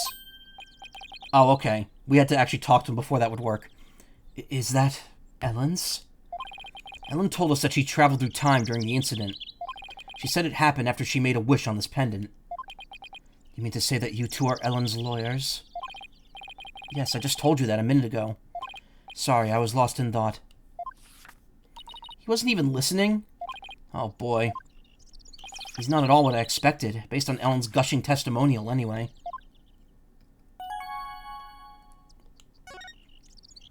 We'd like to ask you about Ellen's case, if you don't mind. I don't know a thing about it, so why don't you go ask the police? In other words, not interested. This guy's the worst. Now I feel sorry for poor Ellen. In that case, can I ask you about how Ellen traveled through time? Go on. Guess that got your attention. So is time travel really even possible? Yes, it is possible. Alrighty then. At the same time, it is also impossible. The pendant I gave Ellen is not supposed to operate as a time machine by itself. What do you mean? The timekeeper, the clock we had displayed on the reception hall. That is the body of the time machine. The pendant is simply a part. That clock was the murder weapon, wasn't it? But the time machine too? What Ellen experienced is akin to traveling down a road by car key. Physically and metaphysically, it should be impossible. Unless, maybe the quantum system inside the pendant somehow accidentally interfered with the natural flow of the fourth dimension? We're losing him again. Maybe we'd better ask him some more about the time machine. So you've been researching time travel, have you? Moving through the space-time continuum will be the man's ultimate means of travel. Time travel is a mode of transportation? Since the dawn of time, man has developed multifarious methods of transportation. Horses, steam engines, gas engines, airplanes, spaceships. But they are all fundamentally similar in that they constitute three-dimensional movement.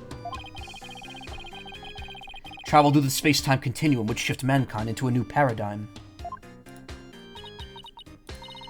I don't know why, Nick, but I'm getting awfully sleepy all of a sudden. For generations, Sprocket Aviation has advanced the development of transportation. Therefore, it's only natural that I would research time travel as man's next great leap. Is he done? So what exactly does all that stuff he was saying mean, Nick? Well, basically, it's like taking a hamburger joint and adding a drive-thru to it, I guess? Wow, the perfect analogy for Maya. Oh, I get it. It's the same burger, but with the quicker and more efficient delivery system. So what Soren really wants to do is launch humanity into the future. Launch, not lunch. But do you really believe that time travel is possible? It only becomes truly impossible when man stops daring to believe. Besides, time travelers do exist, you know. But you wouldn't understand. Did you hear that, Nick? Time travelers really do exist. All I know is Soren isn't the easiest guy to wrap your head around. Oh, I don't know. I kind of like the way he talks. He's full of hope for the future. He's more passionate than I thought, too. When it comes to inventions, anyway. Yeah, his apparent lack of concern for Ellen is troubling, though.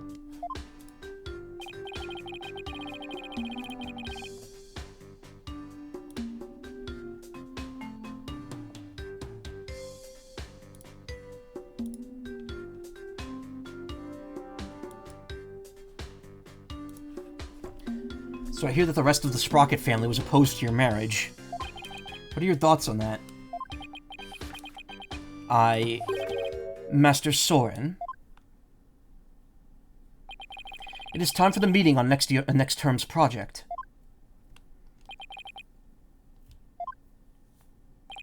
What is this? Daydreaming about your inventions again?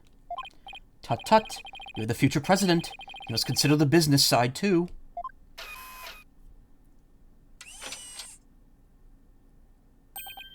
It is I. I found Soren. Send the car over at once. I'm not interested.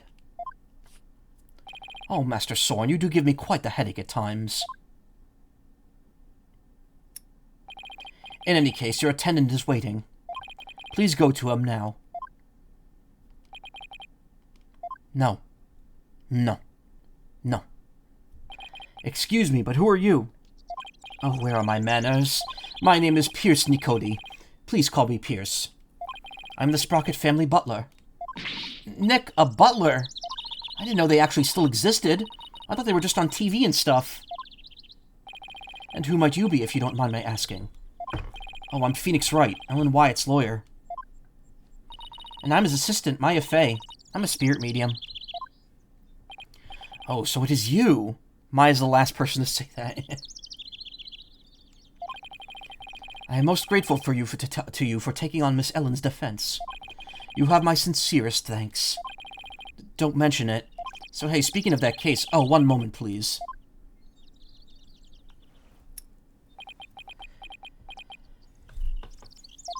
Wow, what a beautiful pocket watch.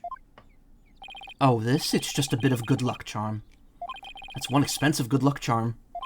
But I guess it makes sense, knowing the time is pretty important in his line of work.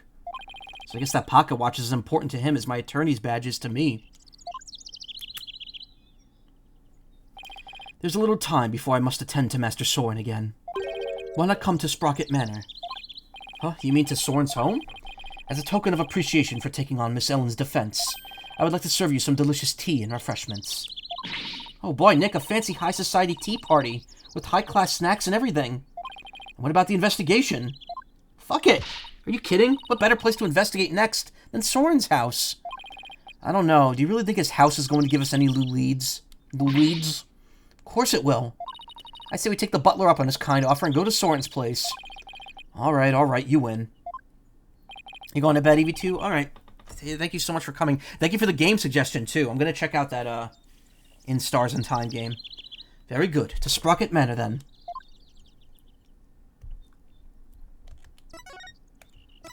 Foyer.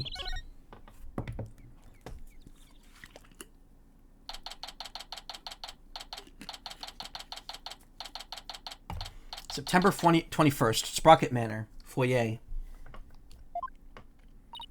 Wow, this place does not disappoint. Ooh, I'm so excited. Whoa, slow down, Maya. This mansion isn't going anywhere. Now then, we won't have to worry about anyone untoward eavesdropping here.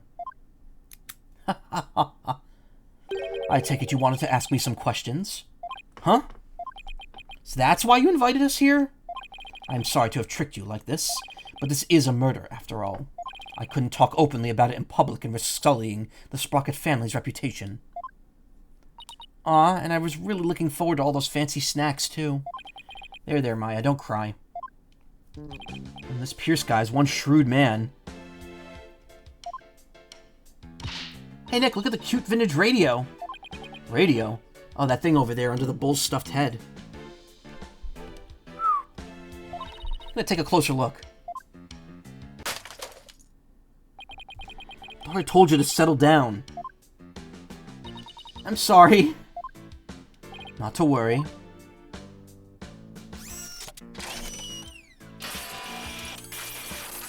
Alright there, Doc Ock. Damn.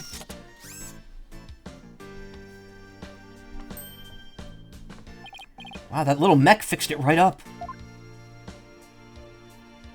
I'm not the only butler, but I'm also Sprocket Aviation's repair... I am not only the butler, but I'm also Sprocket Aviation's repair department director. One might say that I'm patching things up is my specialty. That was incredible. What is that little doohickey on your shoulder anyway? It is my fixer-upper, FXR, up UPR, shoulder mech. Master Soren made it for me. It has too many features and functions to effectively enumerate at the moment, though. That's so cool. I wish I had one of those. Fixing things is a simple matter, but fixing people is a different matter. Even a skilled physician can't bring back the dead. Oh, but forgive me. I seem to have gotten sidetracked. What did I come back to? Who's Pearson? Damn, he's fine. He must be in shock over Mr. Gloomsbury's death. Still, I do need to ask him some questions about the case. Should take a look around and see what I could find out while I'm here, too. Dumas Gloomsbury, age 25, the victim and lead servant of the Sprocket family household. The other servants called him Mr. Doom and Gloom. Soren Sprocket, age 24, Ellen's fiancé and the future president of Sprocket Aviation. He's meticulous about his note-taking. Pierce Nicody, the Sprocket family butler. He seems to be unusually attached to the pocket watch he carries around.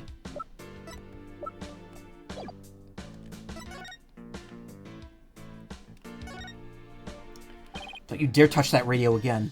Looks like an expensive antique. What are you worried about? If it breaks again, Pierce will just fix it up again. Really hope he's nice enough to waive the repair bill.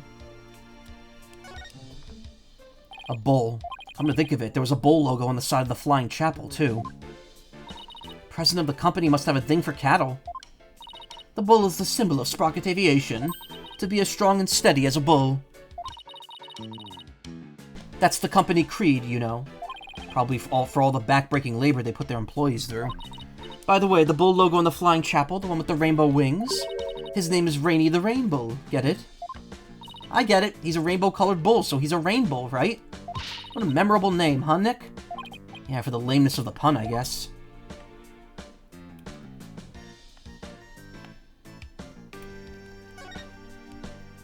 Oh, it's a bridal bouquet. It's the bridal bouquet.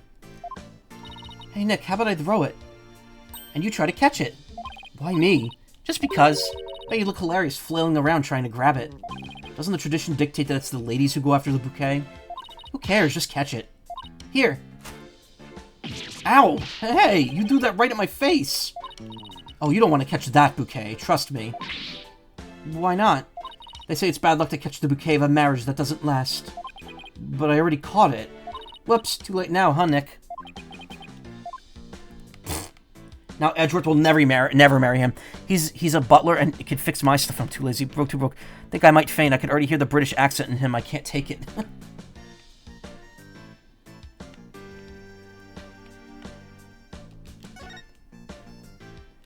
Nick, look at that airplane propeller up there going round and round. I see they've got an aviation theme going on. Makes sense for an airline family. Wonder if it doubles as a fan. Oh, what if the rest of the plane were on the other side of that wall? And the wall would open up so the plane could take off in an emergency. How cool would that be? That's what's behind the propeller wall, then what's behind the bull wall across the way? Oh, I know, maybe it's the rest of them. That must be the sprockets get their milk. Nick, first of all, that's a beef cow. And second, bulls don't make milk. Oh, right.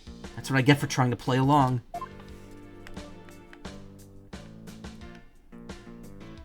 This fancy lad over here. Excuse me, but there's a card here on the floor. Oh, look at that. It's a Flying Chapel key card. The Flying Chapel? What areas in the Flying Chapel require a key card, if I may ask? Mostly areas we want to keep the public out of, such as the staff room and the hold, which is chock full of machinery. So you can't enter those areas without a key card? That's right. This one here belongs to Ellen. Wait, what's Ellen's key card doing here? Did Ellen come back here after the incident occurred? I don't believe so. She was arrested by the police straight away this morning. Although, there was a strange man here with a gaudy jacket on earlier. Was that man wearing a beret by any chance? Yes, he was, as a matter of fact. Wearing sunglasses and a fake mustache.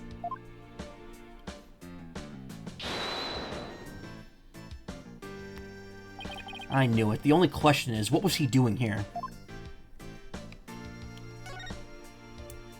Oh, were those pictures of the wedding reception? Yes, I took them with my trusty camera here. Do you mind if we take a look at that photo? Be my guest. Take a look. Take as long of a look as you'd like.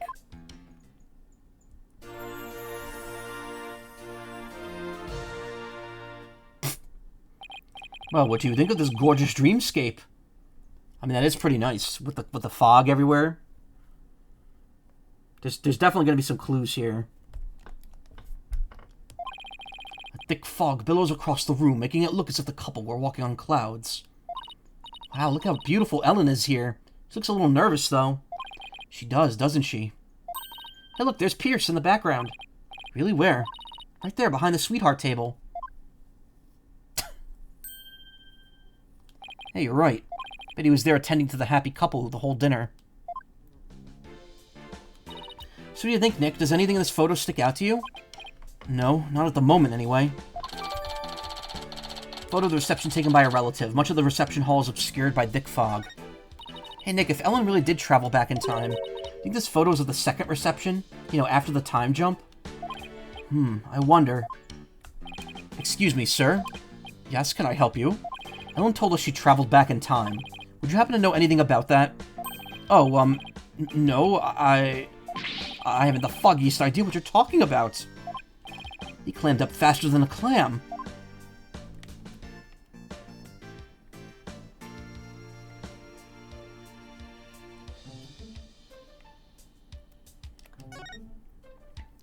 Hey, Nick, now here's a real lady.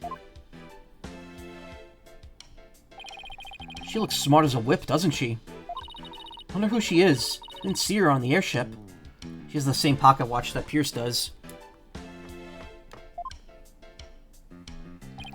That is Selena Sprocket, Soren's elder sister.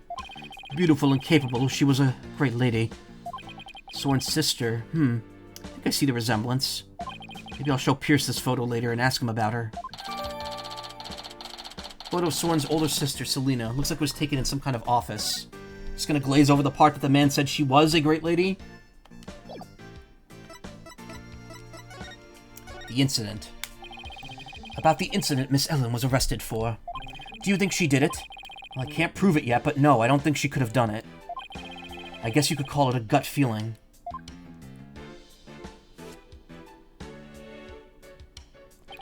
I see. Then I guess we have different opinions then. Do we now? The prosecution says that when Gloomsbury attacked Miss Ellen, she fought back and ended up killing him. I agree with this perspective.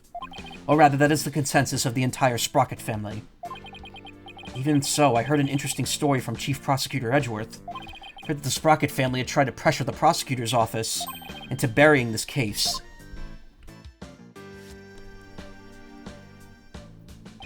I fear you are mistaken. All we sought was merely a legal consultation. Besides, none of it matters now, as she is no longer a part of this family. Fortunately for us, they had yet to get their marriage license before holding the banquet. So basically, once they realized they couldn't sway the prosecution, they cut her loose. Realize how callous I must sound, but it is my duty to protect the Sprocket family, and more specifically, Sprocket Aviation's future and Master Soren, whose genius is essential to the company. I will do anything to achieve that goal. That is my job as the Sprocket family butler. No, I think Pierce and Mr. Edgeworth would get along really well, don't you think?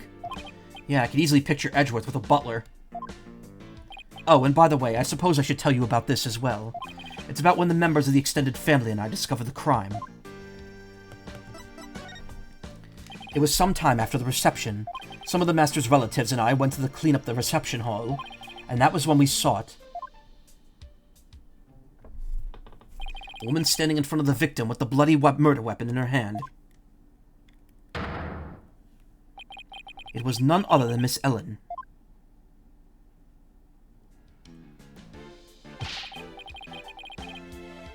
But Pierce, it wasn't what it looked like. That's right, she just happened to find the body. I do not know what Miss Ellen has told you, but what we witnessed was unmistakably the moment immediately after the deed had been committed. And that is what I told the police who came in response to my call. I see. So Pierce was the one who reported it to the police, huh? Time travel. Did Ellen say anything to you about traveling through time?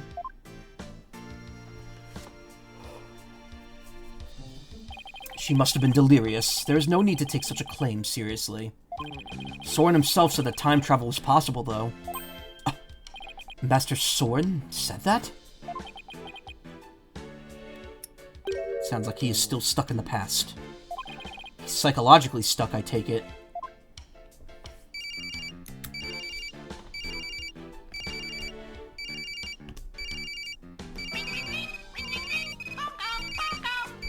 I had to.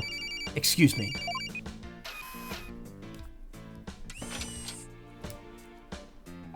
What is it? I see. I believe I told you the madam will be having milk tea. Still, have lemon slices at the ready, just in case. Must not disappoint her, understand?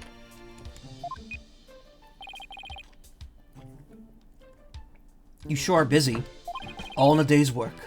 Still, we really do need Master Soren to start focusing on the business side of things soon. Could you tell us about that thing you mentioned about Soren's past? There's something in Master Soren's past that he wishes he could change. Please forgive me. This isn't something I should be sharing with strangers. Now I really want to know what Soren's still hung up on.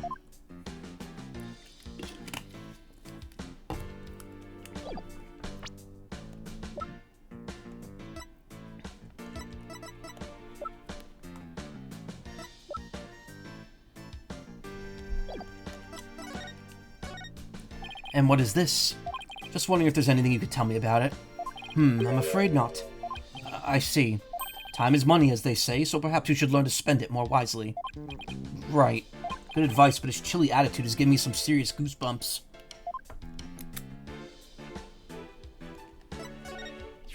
Master Soren made the Timekeeper as a symbol of their love for each other. A symbol now tainted with blood. I can only imagine how shocking this must be for Master Soren. But surely Soren believes in the woman he loves. Master Soren has the future of Sprocket Aviation to think about. He cannot afford to let his personal feelings affect his judgment. That's awful. You might think so, but that's the kind of responsibility he must bear. All because he's in line to be the next president, huh? Sounds like he's not going to be easy to find out how Soren really feels about anything.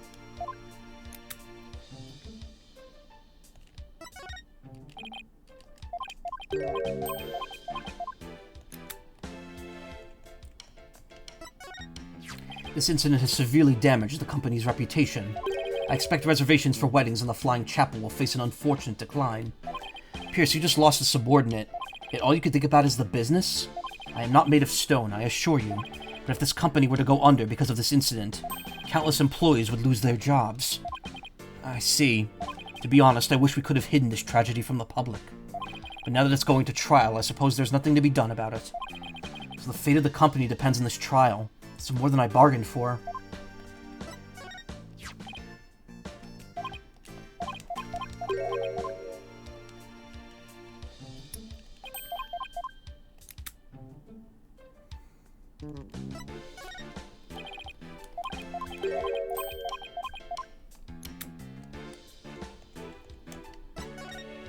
Gloomsbury, how could he do something so deranged? It is truly a shame. As a servant, he was a cut above the rest. Mr. Gloomsbury worked under you, correct? Were there any signs that he was going to do anything like that to Ellen? No, he gave no indication whatsoever. If only I'd realized what he was up to sooner. I see.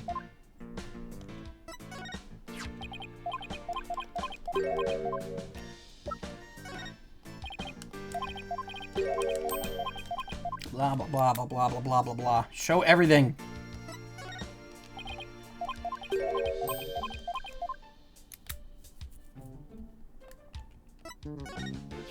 This incident, okay. Severely, company's reputation, employees, lives, blah, blah, blah. Here, look at this one.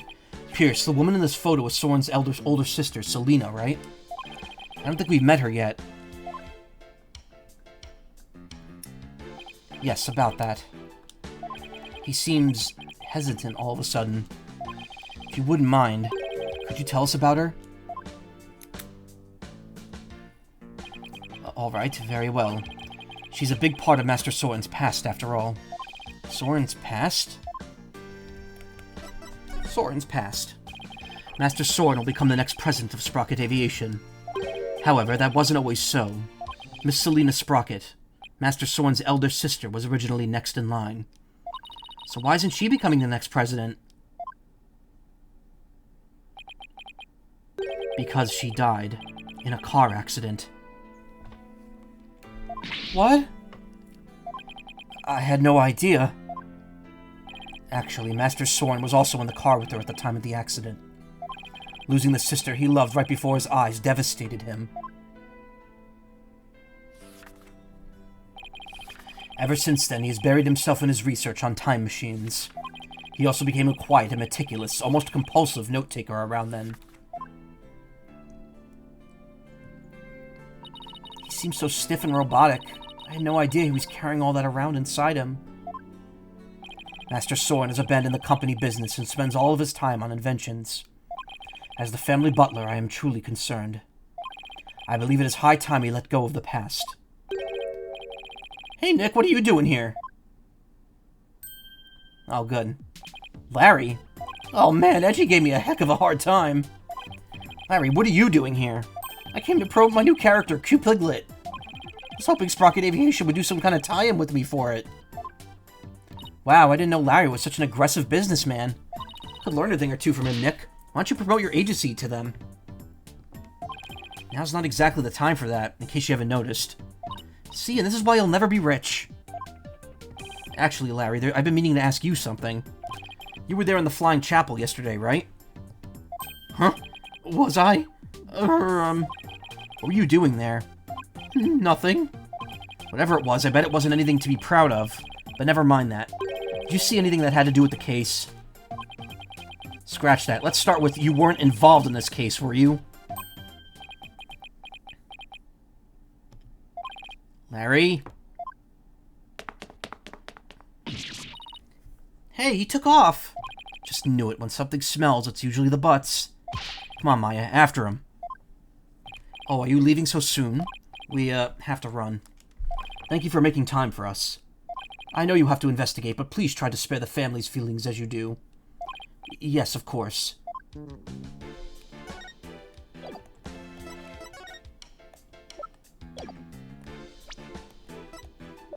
Selena Sprocket, age 25, Soren's older sister. She passed away due to her injuries from a car accident.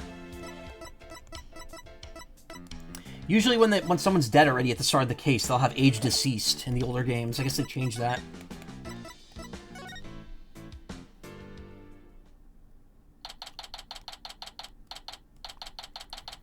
September 21st, Sprocket Park. Mooring Dock. There he is. Hey, Larry! Hey there, friend. Fancy meeting you here.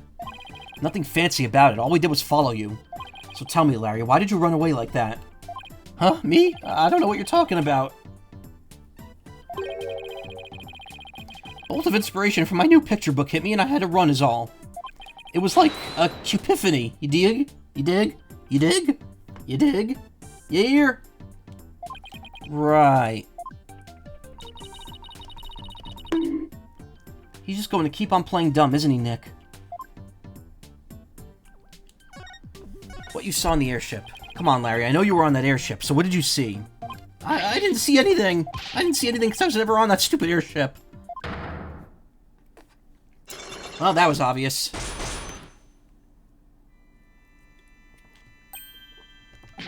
Psyche locks. You say something? The spiritual power of this Magatama allows me to see. These mystical locks that appear when someone's trying to hide something from me. They're called Psyche locks, and when I see them, I simply present the Magatama with X to try my hand at breaking them. If I can unlock them, I'm sure to finally get a straight answer out of them. Take that!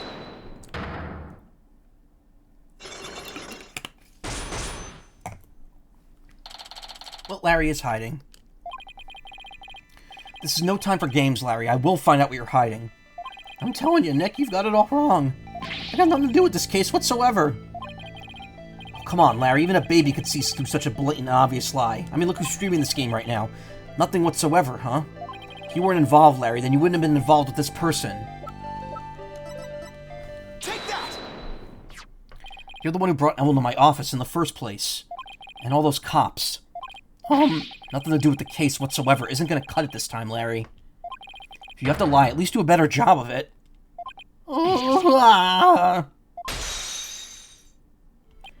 Don't diss me, Nick. If you're so convinced I'm lying, then let me ask you this. What makes you think I was on that stupid old airship anyway? Let me see some proof. You got any? Doubling down, are you? Fine. You want proof, Larry? Here's proof that you were on the airship. Take that! Uh-oh. This is your business card wallet, isn't it, Larry? I found it in the reception hall. Yeah. Time to come clean, Larry Butts. What exactly are you hiding?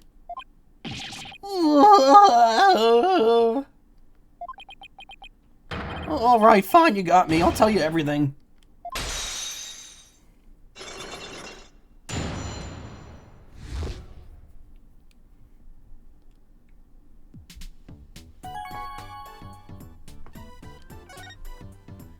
Larry, what were you doing on that airship anyway? Well, I went there to deliver the welcome to our wedding sign that they ordered from me. Huh. Didn't know you took on real jobs like that, too. Well, for your information, my wedding welcome signs are very popular on the net. And that's how you met Ellen? Uh-huh.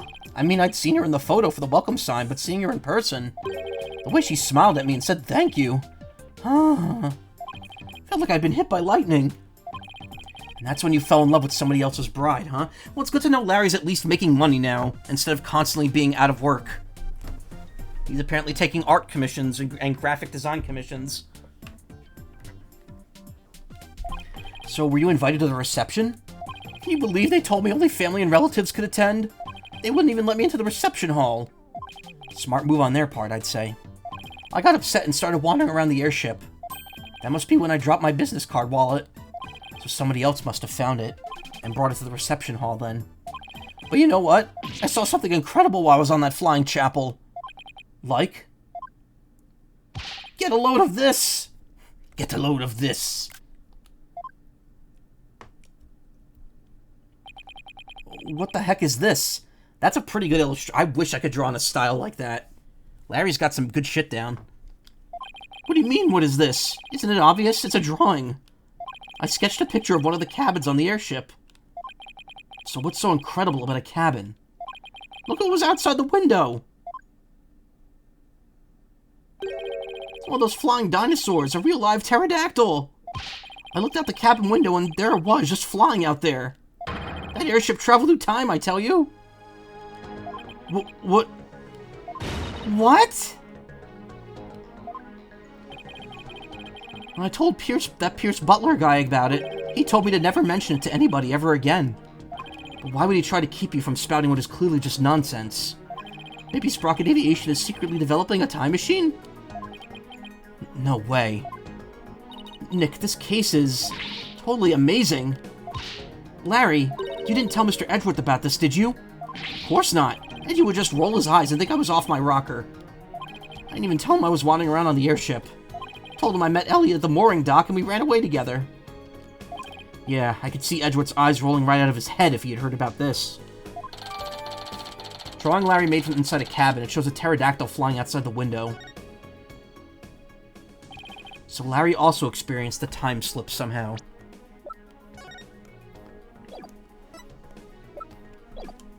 But how is that possible? Hey, Nick, I'll be taking my card wallet back now, if you don't mind.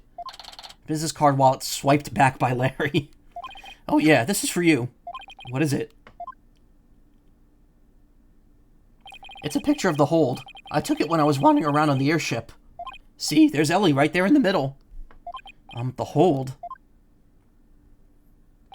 Yeah, see, it's right here in the diagram.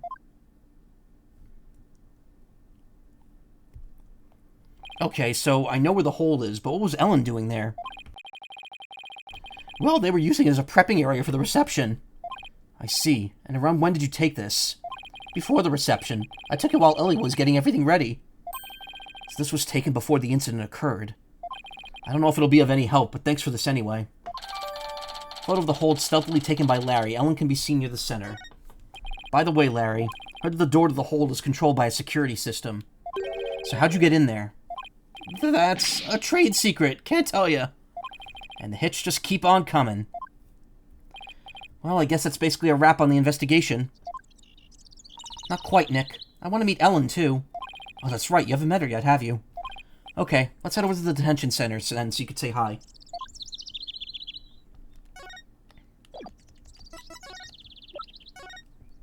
What are you showing me that for? Is this an interrogation? Okay, sure, I snuck onto that airship and was wandering around it all by my lonesome. But you gotta believe me, I didn't kill anybody. And why were you sneaking around on that airship in the first place? Because it was fate? Yeah, that's it. I was just following my destiny. That's all I've ever done. Oh, come on, Larry. Are you seriously going to blame all the trouble you've ever caused on fate? Hey, that's the drawing I made. You better take care of it. I bet it's going to be valuable someday. Oh, do you want me to add a character to it or something to it? Oh, could you? I'd love to see a true artist at work. Hold it. As farcical as the drawing is, there will be no doodling on the evidence until the trial's over. What do you mean, farcical? I'm never going to draw anything for you ever again, not even if you beg me. Oh, I guess that's that, huh, Nick? You know, remind you that's still a piece of evidence, Maya. Whoa! Who is she? Who is this lovely vision? Larry. This is Soren's older sister. She died in a car accident. No, how could such a beautiful flame have been stuffed out like that? If she were alive today, I bet it could have made her happy. That's funny, I thought you were in love with Ellen. Don't get me wrong, Nick. I just want to make all the pretty ladies of this world happy, that's all. I think you're the one getting it wrong.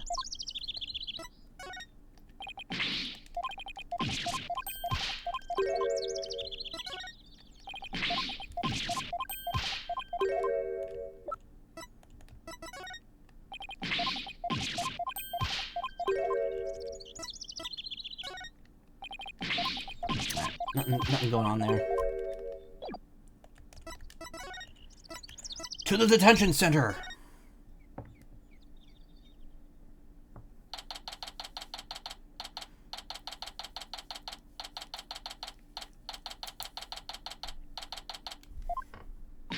No, why? Please understand that this is in Master Soren's best interest. Sounds like Ellen's busy talking with someone.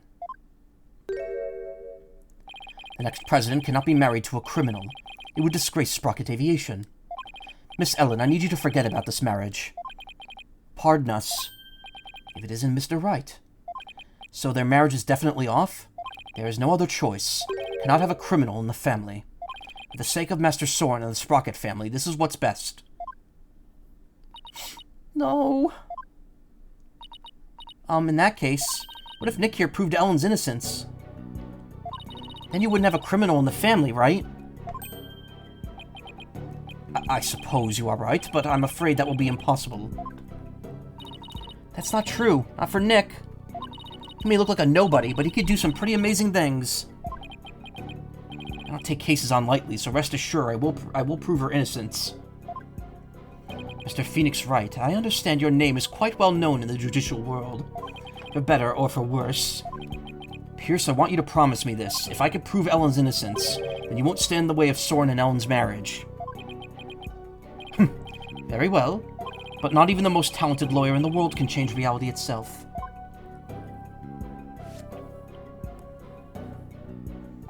And the reality is Miss Ellen is guilty beyond a shadow of a doubt. I believe that's where you're wrong, Pierce. I'm clean, I swear I am. Obsessively, compulsively clean. Just as clean and pure as this pure white dress. Fine, you have my word, but you will be the one to regret this promise. Now, if you will excuse me. Now I have all the more reason to win this case. Ellen, we finished our investigation, and we'd like to talk to you about what we found.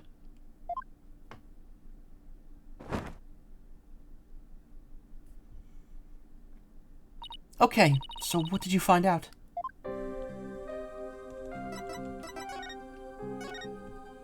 In the course of our investigation, we heard that you've been seen standing in front of the victim with the murder weapon in your hands.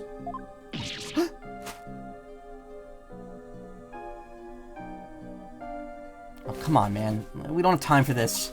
It wasn't what it looked like. It's true, I was holding the murder weapon. But when I found him, he was already dead. I panicked, and I was hoping I could go back in time again like I had done earlier. So I picked up the timekeeper from the pedestal and brought it over without thinking.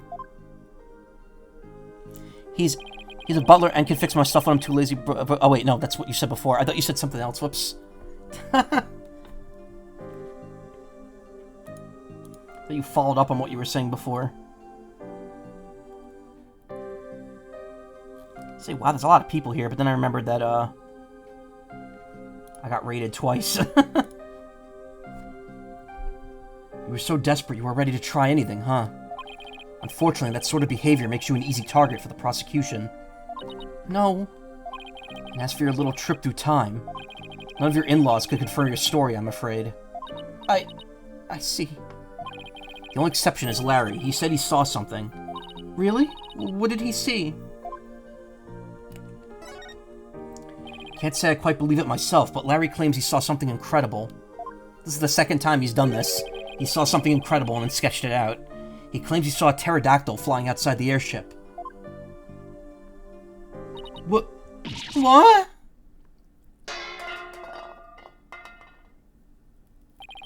Not only that, but apparently Pierce Nicody told Larry to keep quiet about it. What happened to my lips there? They like smacked in the middle of that question, in that sentence. Why would Pierce do such a thing? Larry's theory is that Sprocket Aviation's developing something in secret. A time machine, to be exact. Do you think that's why nobody would confirm my story? Because it's a secret? I really don't know. But speaking of your in-laws, we did manage to find your key card at Sprocket Manor. One of your in-laws said he'd keep an eye on it for you. Oh, thank goodness. I lost it while I was getting things ready for the reception. I looked everywhere for it. I'm so glad you found it. At least they're tears of joy this time, for a change. Well, Nick, looks like you'll have to prove the existence of time travel in court tomorrow. That's right. I swear that while Mr. Gloomsbury was being killed, I was busy traveling back through time.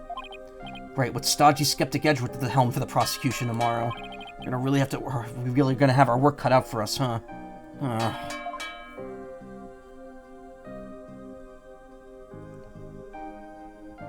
Oh, that's the end of that, huh? Okay. I'm not gonna go too much longer. I'm gonna stop in like 20 minutes, maybe.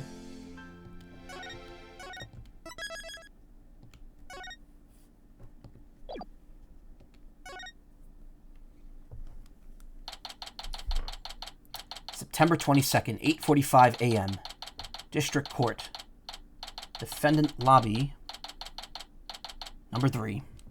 Number 3. Good morning, Mr. Wright. Good morning, Ellen. I see you're still wearing your wedding gown. And I will continue to wear it until our marriage is saved. Oh, Soren!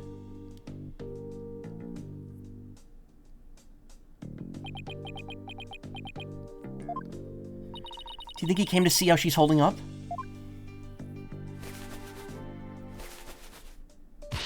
Soren, my love, you came all the way to the courthouse just to see me? Oh, Soren, I don't know what to say. Blueprints. Yeah, that's a game that came out last year. Huh? The engine blueprints. I can't find them. Do you know where they are? Oh, they're in your room. Third shelf from the bottom on the right-hand side. Ah, I see. And he's gone. He's leaving already? Don't tell me he came just to ask about some stupid blueprints.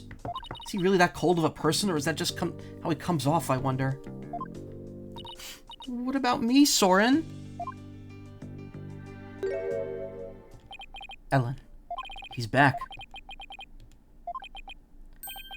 Come home soon. I'm lost without you. Soren!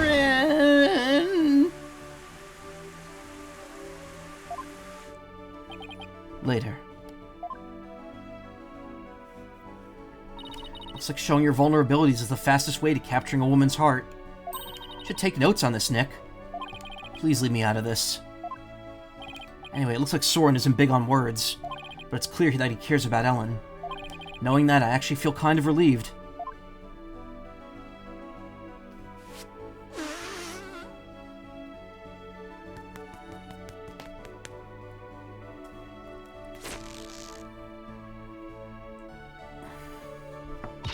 Mr. Wright, I just absolutely can't be found guilty, you hear?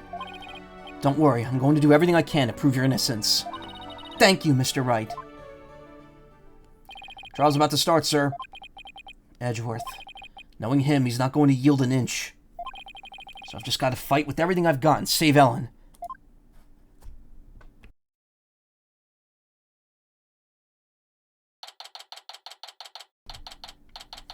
September 22nd, 9 a.m. District Court. Courtroom number 6. Day 1. Court is now in session. All rise. Court is now in session for the trial of Ellen Wyatt. The defense is ready, Your Honor. The prosecution has been ready for a while, Your Honor. Seeing so many familiar faces gathered together like this, I feel as though I'm at a grand reunion. Makes me want to go out for dinner and a drink and reminisce with all of you. Oh, that sounds like a great idea. I was dying for a real burger the whole time I was away. We could make it a welcome back party for Maya. How about it, Edgeworth? I have no intention of cavorting with my enemies. Now then, Your Honor, let us start this trial at once.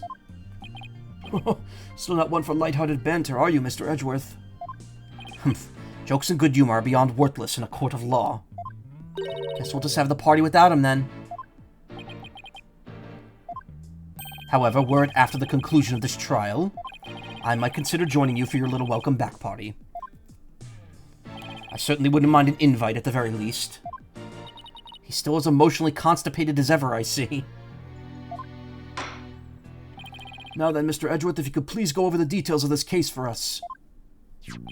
The victim was Dumas Gloomsbury, a servant in the Sprocket household.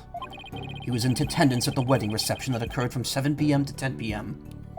Mr. Gloomsbury apparently felt some animosity towards Ellen Wyatt, and so, a bit after the reception ended at 10 p.m., he assaulted Miss Wyatt with the intent to kill her. The defendant fought back and ended up killing Mr. Gloomsbury. In other words, it was justified self-defense, correct? If that's the case, then the defendant might not be criminally responsible. He's right. Worst case scenario, I could go for self-defense to avoid the criminal charge. Wonder how Edgeworth plans to counter that, though. Prosecution's first witness will make my view on the matter clear, Your Honor. Very well, bailiff. Please bring in the first witness.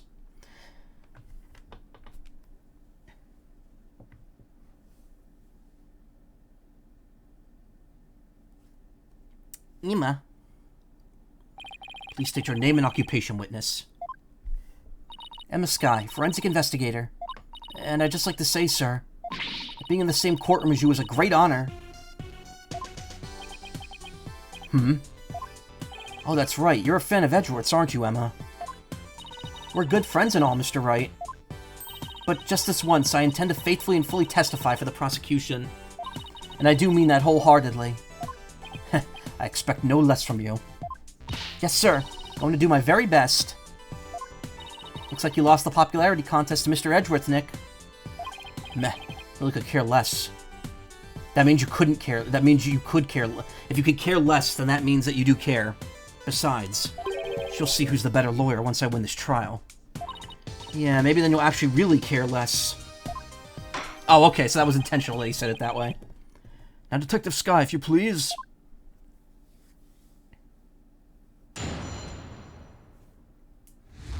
Rundown of the case.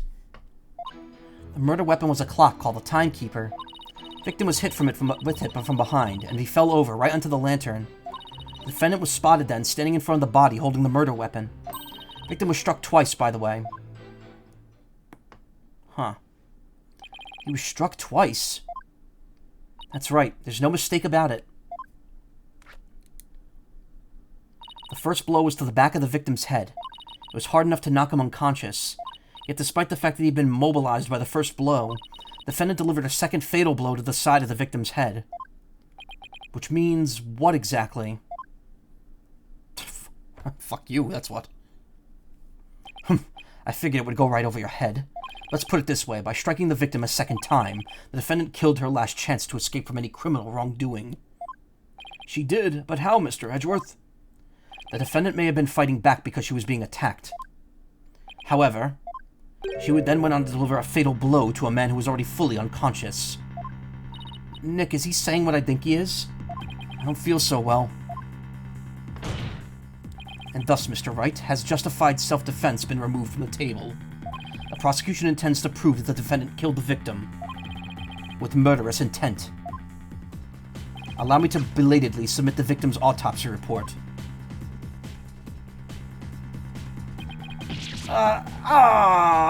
So that's why he was acting all smug. Well, more smug than usual. It's fine, right? It's not like we're going to plead self-defense anyway, right? Right, but now the judge has a negative impression of Ellen. He may not get to prosecute much anymore, but he definitely hasn't lost his touch. Bloomsbury head showed signs of being hit twice. The Timekeeper was using the murder weapon. Now then, Mr. Wright, you may begin your cross-examination.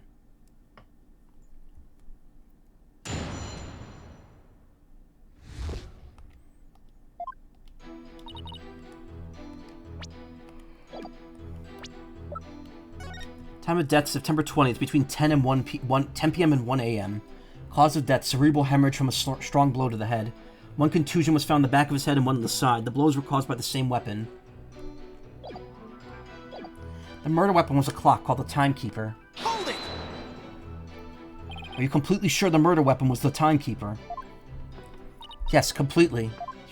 The shape of the injury in the victim's head matches up with that of the Timekeeper, and it's definitely heavy enough to kill someone with. But would the defendant have been able to pick up and swing something so heavy? I tried it myself, and I was able to lift it up just fine. Maybe you're just freakishly strong? Excuse me, Mr. Wright? I'll have you know that people on the force know me as the dainty forensic investigator. Sorry, but really, you're hardly a delicate flower. Mr. Wright, this is a court of law. Save your antics for after the trial, if you know how. Yes, sir. Won't happen again, sir. Moving on. Yes, Daddy. Hold it! The defendant was fighting back against the victim, right? If so, would she have hit him from the front and not from the behind? Not from behind, the behind. The victim must have tried to run once Miss Wyatt started fighting back. That's probably when he hit her. He got hit from behind. Whoa, what is wrong with me? I see. That's the blow to the back of his head. The defendant must have looked awfully scary when she was brandishing that clock. I don't know about that. Regardless of how scary Ellen looked, the victim was definitely hit from behind. May I go on? Yes, of course. Please do.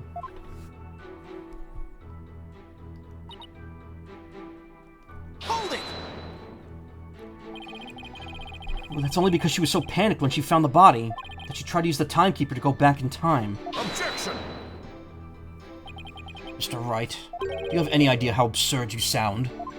But Miss Wyatt really believed she could travel through time with the clock. You really should have come up with a more credible story, you know. Yes, I agree. Me 3, but that's all I've got to go on. Anyway, under the circumstances, the only conclusion we can draw is that the defendant killed the victim.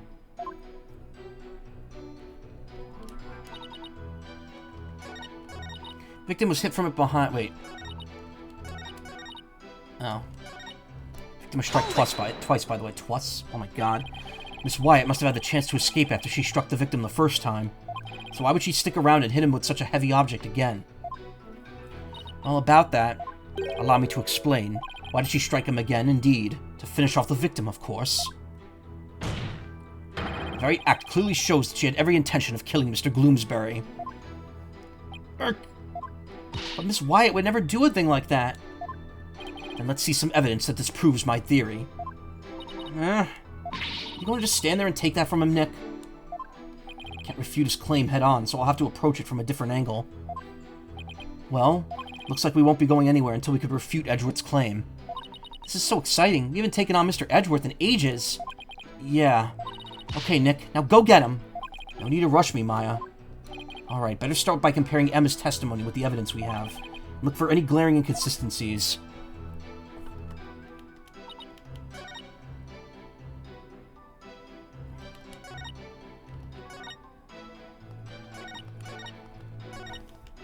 Richard was hit with it from behind and he fell over right into the lantern. If he's hit from behind, why would he fall head backwards into the lantern? Objection! Detective Scott, I'm afraid I have to apologize in advance. For what? For embarrassing you in front of your idol. What do you mean? If you take a look at the photo of the crime scene, you'll see that the victim is lying on his back. The victim had been hit from behind, as you claim, and he should have fallen down on the lantern face down. Ah! It's not enough to simply take someone's side, Detective Sky, even if it is Mr. Edgeworth's. Oh. This does appear to be a flaw in Detective Sky's testimony. Mr. Wright, if you think I'm going to just back right down, then you're sadly mistaken. Emma's unusually fired up today. Don't forget, she's in front of her hero, Nick. If the Steel Samurai came to watch this trial, I'd want to do my absolute best, too. Listen, Mr. Wright, it's entirely possible the defendant moved the victim's body after he fell over. In that case, there wouldn't be any contradiction, right? Indeed, that was an excellent counter-argument, Detective. You count on me, sir. So what do you have to say to that, Mr. Wright? Is it possible the victim's body was moved after he fell into the lantern? No. She was holding the murder weapon.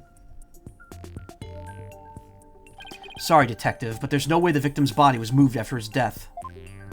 Oh, really? What makes you so sure? One look at this here, and it should become obvious. Oh, well, the note...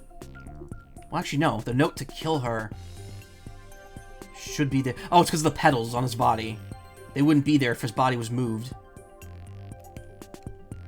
Take that! What exactly are you pointing at, Mr. Wright? What? Oh, this right here? Why was that wrong? What you're trying to communicate is not obvious at all, Mr. Wright. But this penalty should make my feelings on the matter pretty obvious, even to you. Only thing that's obvious right now is the pain in my attorney's badge.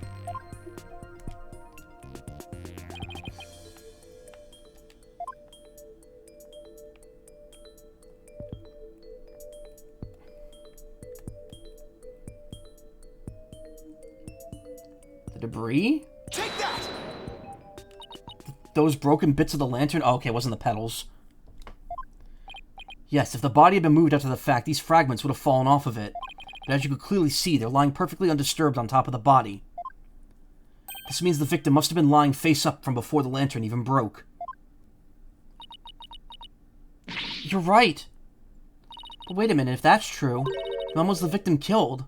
I mean, the lantern was still whole during the reception, right? Right, which means we've just overturned a major assumption about this case. The victim was already dead before the lantern was even broken, and the body must have been inside the lantern since before the reception started. In other words, the defense asserts that the victim was killed before the wedding reception. What? Just like old times, Phoenix, Maya, and Edgeworth debating up a storm. In short, when Miss Wyatt was seen standing in front of the body after the reception, it wasn't the moment just after the murder was committed.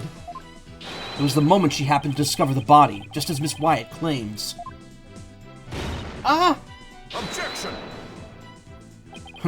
Whether the act was committed before or after the reception is entirely inconsequential. After all, it was the defendant who prepared the reception hall for the event in question. Therefore, when the murder occurred, changes nothing but with regard to her guilt. She could have killed the victim before the reception, as you claimed, and then tried to hide his body in the lantern after the event ended. Sorry, but that doesn't make any sense. I mean, where would the body have been hidden during the reception in your scenario? That's... Even you have to admit, Mr. Edgeworth, that this has opened up a new possibility. To explain, Mr. Wright. Well, if Miss Wyatt didn't commit the crime in the reception hall, then that means someone, somewhere, put the victim's body into the lantern. I suppose that makes sense. Dead body couldn't have put itself in there. Exactly, Your Honor. In other words, if the murder actually occurred before the reception, it opens up the possibility that he was killed somewhere else, the defendant didn't do it, he was killed some other way. The defendant didn't commit this murder. Objection! Well, for heaven's sake, even if the murder was committed before the reception, that alone doesn't erase the suspicion against the defendant. Seems that was a too ridiculous of a leap backwards for Mr. Edgeworth, Mr. Wright. It's just you look before you leap, and think before you speak. I guess I got ahead of myself on that one. He's killed somewhere else. If the body was hidden inside the lantern, then it's possible that the body was moved along with it from somewhere else. Oh, you're right. You could run that mouth of yours all you want. But do you have any evidence to support what's coming out of it, Mr. Wright? Of course I do. I think the answer lies in that piece of evidence, and in something that was left at the crime scene that will point us to where the victim was really killed. Very well, Mr. Wright, in that case, what proves that the lantern and the body were moved from somewhere else? The petals, probably. Take that! Photo of the victim again? Yes. I'd like the court to focus on this thing, right here. Right here. Take that! Flower petals, Mr. Wright? These petals are from a kind of flower that were not present in the reception hall. This means they must have gotten onto the lantern when it was somewhere else. And just where do you propose this somewhere else to be, Mr. Wright? I propose that this piece of evidence will tell us where the flower petals came from. It will?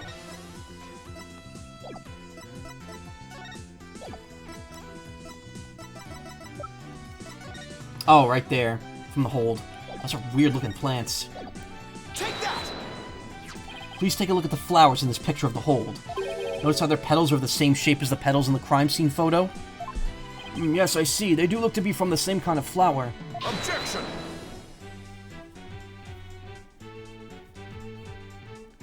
Is that really all you've got? A flower is a flower is a flower. They're all the same. I would hardly call what you presented compelling evidence. I'm afraid I couldn't disagree with you more, Mr. Edgeworth. I gave a flower of this type to my lovely wife once when she was young. When we were young. So I can assure you that this is very meaningful and compelling evidence indeed.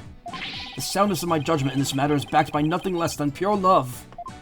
But, Your Honor... Let it go, Mr. Edgeworth. It's clear you don't know much about flowers. It's not like you have anyone you'd actually give any to, after all. Damn, Phoenix. He's jealous. He's jealous that he hasn't taken him on a date. Maybe you should study up on them, just in case the opportunity presents itself. Ugh!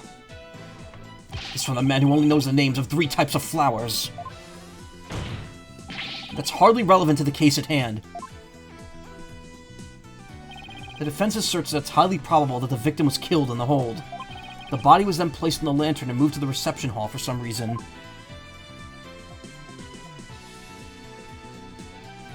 It would completely destroy the prosecution's case. And you mean the body was...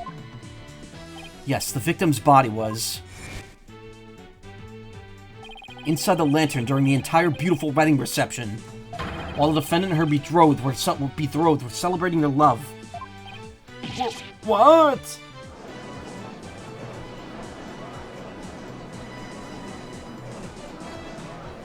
Objection!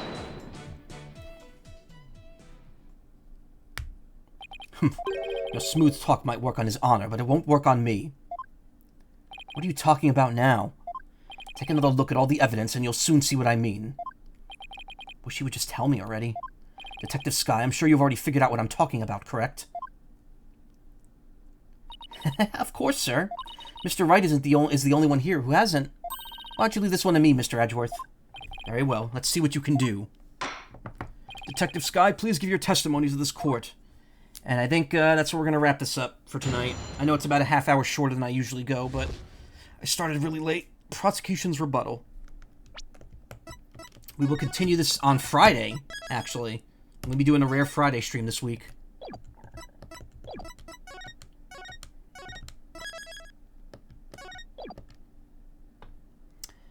Ha! Another successful stream in the books. You know, I was, as always, late. Anyway, want to thank you all for coming tonight. I appreciate it. Thank you for sticking around, chatting. Thank you for the raids. I really appreciated those. Thank you, Trevor Fox. Thank you, Rex Strider. It means a lot to me that people would want to raid and stick around and listen to stuff. I will not be here tomorrow. I'm going to take tomorrow night off to do some stuff, like, not even important anymore, because I finished all the, like, deadline stuff that I had going on. So I might try some other stuff and spend time talking to people. Thursday, I'll be back with more Azure Striker Gunvolt. And then Friday, I will do more of this case. And then I won't be here Saturday or Sunday. And then Monday I'll probably be here. I'm not sure yet. When does Mina the Hollower come out? That's May 29th. Okay, so that launches next Friday night. Okay, so I'm gonna probably do a launch day stream of that. All right, but in the meantime, we'll just keep plugging away through Gunvolt and Spirit of Justice, get through both of them, and then we'll see if we have time before Mina comes out for a short game. Probably not, but you know, maybe another UFO 50 stream is in the works. We'll see. Anyway, if you want to watch more streams, check out twitch.tv/team/littlespace. We just added some new members the other day. Right now, looks like Writer Fluff Ryan, who usually raids my stream, is actually streaming now as well. I raided them last night. And Mika Plays is also playing right now. They're playing a used cars simulator. And I think I've given them a raid before, but since they only have a few people right now, I think it's best to pass the party on to them. I am following them, see, I've raided them. No, ad, please. So thank you so much for coming, everyone. Thank you for raiding, for sticking around, for having a great night with me. Means a lot. I'll be back Thursday. You all take care.